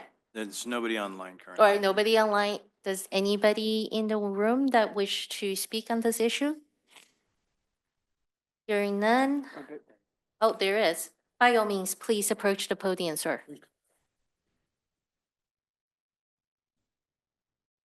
I'm sorry, it's really hard for me to hear. So I would appreciate it if you come a little bit closer, sorry.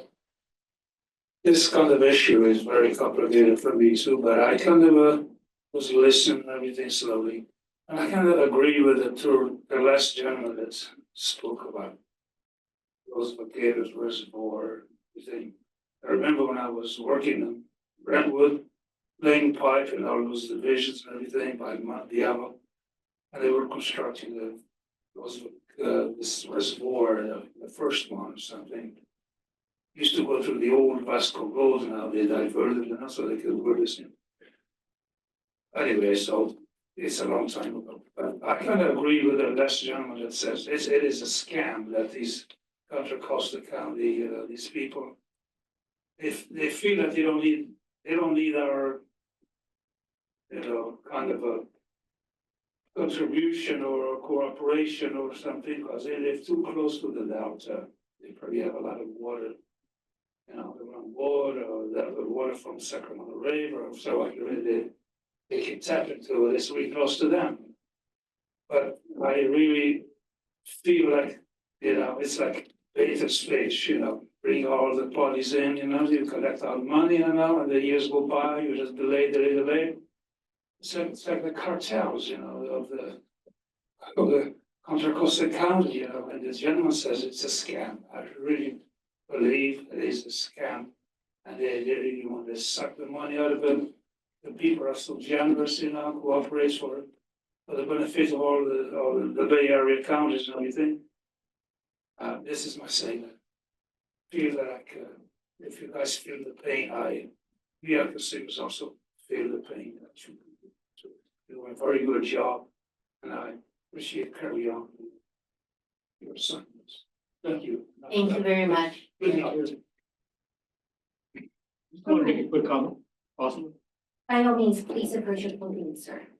I'm not familiar with this project and all the details, but I want to just make sure that if there is such an issue, that you should maybe make a bigger effort to reach out to the public, so the public can reach out to our elected officials and have the pressure come from the top. Because if it's just one county is causing this much of a problem, after all this work went into it, you shouldn't just be allowed to get away with it. So that's when the public should be reached out to, so we can contact our elected officials and have them put pressure from the top going down. Especially in this type of environment where there's a lack of leadership everywhere you go. We could focus on certain people and certain elected officials for them to come down and get things done. So We actually did that. We had so many of the Bay Area delegation at the state capitol joint letters, people from Congress. Contra Costa didn't listen to anybody. Well, at that point, then we have to identify who in Contra Costa County is the one who is putting the brakes on this project and come down on them specifically. If once their name gets out there in the public, they're not gonna like it, and then they're gonna get things done. So I thank you for your comment. Thank you. But we I should didn't focus talk to us back again, on the so item, thank please. you very much. Sorry, thank you. All right, I think any last minute comments from the public? Seeing none, we have a motion, we have a second. If the staff wants to pass on my contact information to that gentleman, I'd be happy to talk with him. Yes, please. Sure. Good information. All right, so roll call, please. Director Akbari, Incredibly, aye. Gunther, Aye. Sethy, Aye. Weed, Thankfully, aye. and Huang. Aye. All right. If I could just mention, I really appreciate the remarks of the board. This has been a tough ride. Staff also acknowledges Director Sethy's leadership in this and the effort that he personally has put into it as a member of the board and also the treasurer. This board, you all have worked hard on this too and have been on this roller coaster. Mr. Wunderlich has been not only alternate to Mr. Sethy, but also has been at the table in lots of negotiations. But I also wanted to just quickly acknowledge and thank the many other staff we have. It's not just individuals, it's teams that have been working on this, some for 20+ years. So there's been a tremendous amount of blood and sweat and tears poured into this. And as we discussed in the past, there may be things that come out of this. There may be a positive future here in terms of regional water development and so forth. So, but it is a tough matter, and I appreciate the board's work on this. Thank you. I think we still have to go through a vote. We just did the We vote. just did. Don't worry, there's one more chance. Yes. Item 5.9, please. Okay, so 5.9, we figured we kind of lighten the mood a little bit. 5.9 is delivery of groundwater monitoring report, survey report, and adoption of resolutions relating to the Replenishment Assessment Act. And for this one, I will turn it over to our Director of Water Resources, Ms. Titus. Thank you, Mr. Stevenson. As required by the Replenishment Assessment Act of the Alameda County Water District, the district must prepare an engineering survey and report on groundwater conditions, also known as the survey report. And the board must adopt the necessary resolutions of intent on or before the second Tuesday of March as prerequisites to a public hearing, which must be held on the second Tuesday of April. The purpose of the public hearing is to allow public comment on both the survey report and the proposed replenishment assessment rate. The survey report includes a recommendation of the replenishment assessment rate for groundwater pumped or extracted or other than agricultural and municipal recreational purposes effective July 1st, 2025, remain unchanged from the current rate. This recommendation is based on projected activities needed to sustain the groundwater basin in fiscal year 2025-26, consideration of groundwater levels and quality documented in the 2024 groundwater monitoring report, copies of which is included in the back of the room here today, along with copies of the survey report for anyone in the public that is interested, which is also being delivered to the board today as well. Under state law, there is a 120-day statute of limitations on challenging any new, increased, or extended fee or charge. Approval of this item is consistent with Plan Goal 2.1, maintain and enhance sustainability and reliability of local and regional water supplies, and Strategic Plan Goal 3, improve the district's financial stability and transparency. And in March, we will be coming back to you with a full review of the report and Mr. Hallowell's annual presentation. So you can look forward to that in March. Tonight's recommendation, though, is to receive the 2024 groundwater monitoring report and the survey report on groundwater conditions, February 2025, and by motion, 1, adopt a resolution declaring the board's intention to continue use of replenishment assessment revenue to fund a portion of groundwater basin costs in fiscal year 2025-26, setting April 8, 2025 at 6:00 p.m. as the date and time for a public hearing, consideration of the survey report and replenishment assessment. And 2, adopt a resolution extending the deadline for installation of measuring devices on certain non-metered wells. And with that, I'm happy to answer any questions. We have any questions or comments from our members of the public that's in the audience from the site? Not seeing any question, comments from the board? No, then do I have a motion? I'll gladly move the staff recommendation. Second. Directors Akbari, Aye. Gunther, Aye. Sethy, Aye. Weed, Aye. and Huang. Aye. With that, let's move on to item 6, reports. Item 6.1 is board committee reports. Any questions or comments from the board on item 6.1? Seeing none, any questions from our members of the public in the audience on item 6.1, any of the committee reports? I'm not seeing any, then let's move on to item 6.2, operational reports. Any questions or comments from our members of the public? Mr. Nish.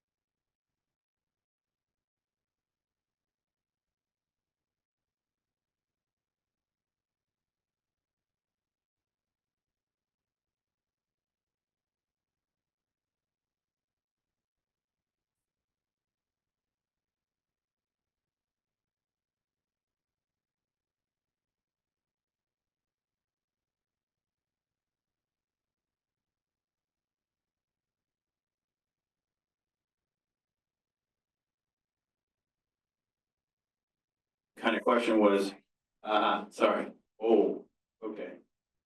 So how much have we not caught on the Yeah, recording? because I wasn't hearing the echo in the mic. If you'd like Mr. Shimmer to It's just Mr. Nishimura's comment. Well, Nishimura, you have two choices. You can repeat your comment or you can trust me to do it. I'll do it very quickly. I just was noting that the distribution system hardness map noted that unfortunately Union City and a good portion of Fremont has exceeded the target of 150 hardness, and I suspect that's due to the fact that the blending facility is receiving abnormally hard water from SFPUC as they switch the source. It's trending over 110, so it's not unexpected, but it's disappointing. And but the blending facility, I'm sorry, the desal facility is doing its work, and I noticed that Newark is still at around 70, which is a great number. Thank you. Thank you. Any other questions or comments from our members of the public in the audience? Seeing none, directors, any comments on item 6.2, operational reports? I have a quick question Director Sethy? for anybody from staff. So I saw the rainfall report. It really was through the end of January. We've got a good amount of rain since then. I'm wondering if we have up to the hour update of some kind. I know Ms. Heides follows this stuff. I'm not sure about up to the hour because she's been in here for more than an hour, but we'll turn to Ms. Heides and see what she's got. Thank you. I suspected there might be interest in this. So yes, up to, let's see, I'll just read you the sort of the quick storm report. We received about 2.15 inches of rainfall from the early evening on February 12th through 1:00 p.m. today, bringing our total fiscal year rainfall up to about 11.36 inches. So on the graphic in your report, that actually brings the red line of the current rainfall right up to about the average year green dashed line. So that's good news. And it's rained even since 1 p.m. So there's probably even a little bit more to add there. So both dams were deflated on Wednesday in anticipation of this big rain event. And we do anticipate though that we're gonna have a period of dry weather after this big atmospheric river passes. So hopefully that answers your question, Director Sethy. Thank you very much. And I have the Alameda Creek Niles gauge up on the screen here from USGS. And we were floating between 35 and 70 from January 1 through February 1. And then with each storm, we spiked up to about 400 cubic feet per second, then 2,000, and today we hit a peak of 6,000. So that's a lot of water coming down through the channel right now. Yes, it is. Definitely more than we normally see. Yeah, you should see I'll keep it up here. The spikes look great. Thank you, Director. Thank you, Director Sethy. Any other questions or comments from directors? I'll go for the hardest chart here. My favorite meter, a couple blocks from my house, 178. But I would like to point out that this is a whole lot better than where we were many years ago, where it was like 200 something. So even though 178 doesn't meet where we want to be at 150, one of the reasons we're doing this is we're not using the Hetch Hetchy water, which is really, really expensive. So we're able to use the groundwater, use the well field, and so we'll take some costs back. Yes, we're at 178. Love to see it go back to 150. I'll do my part for those others to have their bill go down. But yeah, it was, in deference to that number, it was phenomenally higher before. So still a nice job by the staff to get it down to where we are. Thank you. Any other comments, Dr. Director? And yes, the creek was really high today. All right, so with that, let's see, we don't have any staff presentations, so then let's move on to item 6.4, General Manager's report, please. Yeah, I have a number of general managers' reports that were printed in invisible ink in your board packet. We're not going to get into a lot of detail, but there have been a number of things that we wanted to pass along to you that have come up since we published the package. So just some quick updates on a few things. First of all, I'll, since Laura has the floor, maybe I'll ask her to quickly deliver her two general managers' reports. Sure, thank you, Mr. Stevenson. So on February 18th, the State Water Resources Control Board will begin a public hearing proceeding about the Delta Conveyance Project related to water rights change petitions filed by the Department of Water Resources, which propose to add 2 new points of diversion and rediversion to its water rights permits for the project. As part of the hearing process, the district, along with several other water agencies, will be providing brief policy statements about the importance of the state water project supplies to our customers, as well as the potential benefits of the Delta Conveyance project to long-term water supply reliability. Staff has prepared a written statement for this purpose and will also deliver it verbally during the proceedings. That concludes my first brief report. And my second short report is that on February 20th, the State Water Resources Control Board will hold a hearing to consider designating the Kern County Subbasin as a probationary basin pursuant to the Sustainable Groundwater Management Act. Staff has been monitoring this issue due to the district's interest in the semi-tropic groundwater bank. Staff has collaborated with our South Bay Aqueduct and Southern California agency partners that also participate in groundwater banking to prepare a panel presentation on the importance of banking that will be a part of that hearing. And Mr. Thomas Nizer, the district's water supply and planning manager, will be representing the district on this panel. Additionally, the partners collaborated to prepare a joint letter in response to the state board's published staff report to address issues related to groundwater banking that were identified in the report. Staff will provide an update on this proceeding at the next Water Resources and Conservation Committee on February 26th. And that concludes my report. Okay, moving on, Ms. Gunther, who is filling in for our Director of Engineering Technology, Mr. Huang, has a couple of items she'd like to share too. Thank you, Mr. Stevenson. First item is related to an upcoming public informational meeting for the 8th Street Main Renewal Project in Union City. As you remember, we recently had a public outreach meeting for newer customers, and now we are planning a separate outreach meeting for our Union City customers located within the project vicinity.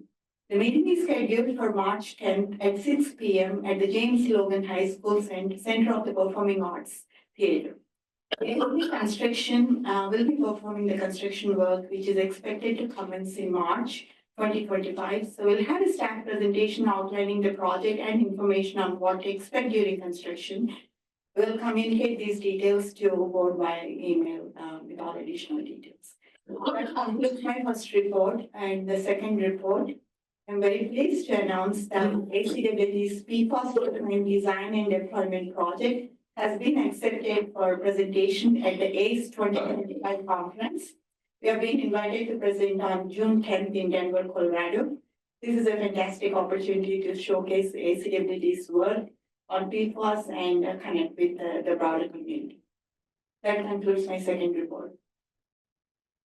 Okay, thank you, Ms. Gunther. I should have done my item before you did that. And on a high note, but my item is just kind of a reminder. I sent the board an email, I think last night, about the seat that's coming up for election on the Local Agency Formation Commission, the Alameda County LAFCO. The election will be in May, but that seat pertains to, represents enterprise special districts like us.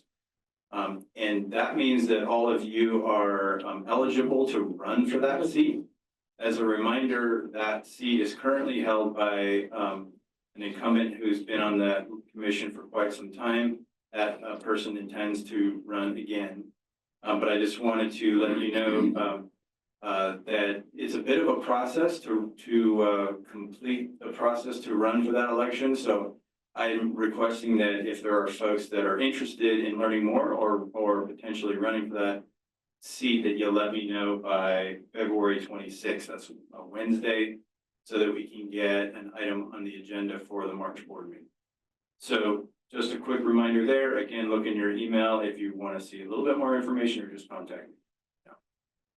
And that completes our general manager. I will just add, that is really one of the unsung boards in every county in California.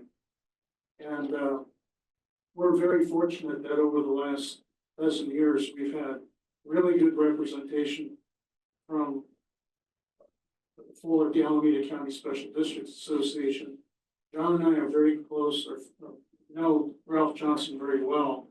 He's done a really good job making sure that he's representing all the interests of the county, whether it's the sewer districts, sanitary, hospital boards. He really does carry a lot of weight, all the parks and recreation districts and everything else. But at the same time, while I'm hoping he'll stay, it is such a good learning opportunity to learn about everything that's going on in the county. And I learned really from our two former general managers here, you know, about all the important things that LAFCO really does.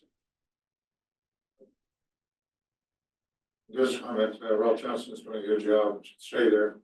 I was a bit concerned to learn that LAFCO was having a group of consultants to come in to talk to them about recycled water opportunities in Alameda County. And they actually spent some money on that. All right. Thank you. We're Thank spending you. money. With that, I think that concludes the general manager's report, right? And that's me to item 7, directors' Yeah, comments reports. I'm trying to do this as expeditiously as I can. So you got 7.1 and 7 point, actually you have all 3 items. Yeah, and then I'll come back to 7.2 for Director Weed. The DCFA, board meeting in Sacramento, was our annual meeting to, re-elect board officers. It's an 11-member board that was, renominated and re-elected to act as chair for the 3rd year. We agreed, informally that the vice chair of the board, who was newly appointed from Metropolitan Water District of Los Angeles, will take the role of chair next year, and I'll rotate out. We took care of our budget, our update on expenditures, and a few other minor things. We received an update on the validation actions by DWR, and got an update on where we are with the DCA in terms of funding for the next 3 years. Fortunately, just prior to this meeting, we had Santa Clara Valley Water Board approved spending money on the Delta Conveyance Project, the second largest contributor. Their vote was 6-1, ours was 5-0 here. Metropolitan was nearly unanimous.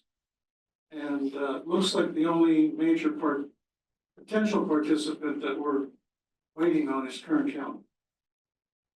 So we'll see what happens. We only plan to meet 3 times this year. And we're going to next meet in May or June. And then October. We're gonna go through our audit report and clean up our financials for the end of the fiscal year. So that's the update on that. At the Alameda County Special Districts Association Oversight Board meeting in Oakland, Director Weed and I were representing the special districts in the county. And we had our regular agenda of all the financial ROPs that everybody's trying to retire. I think the only really noteworthy thing was that the city of Newark has now retired all of their redevelopment obligations. So Fremont was first, then Union City, now finally Newark. And lastly, we had a special meeting of the Southern Alameda County Geographic Information System Authority last week. It says January 31st here, but I notified our general counsel and general manager that it was actually February 5th last week. We met at Fremont City Hall, and the purpose of the meeting was to just carry out one action, which was to name a new director for the authority, because John Leon was stepping down from his role at City of Fremont. He informed us he had served at the city since he graduated from college for 43 years, now retiring at 65. And so we appointed his boss as the interim director until there is a replacement for John. He has done an absolutely wonderful job.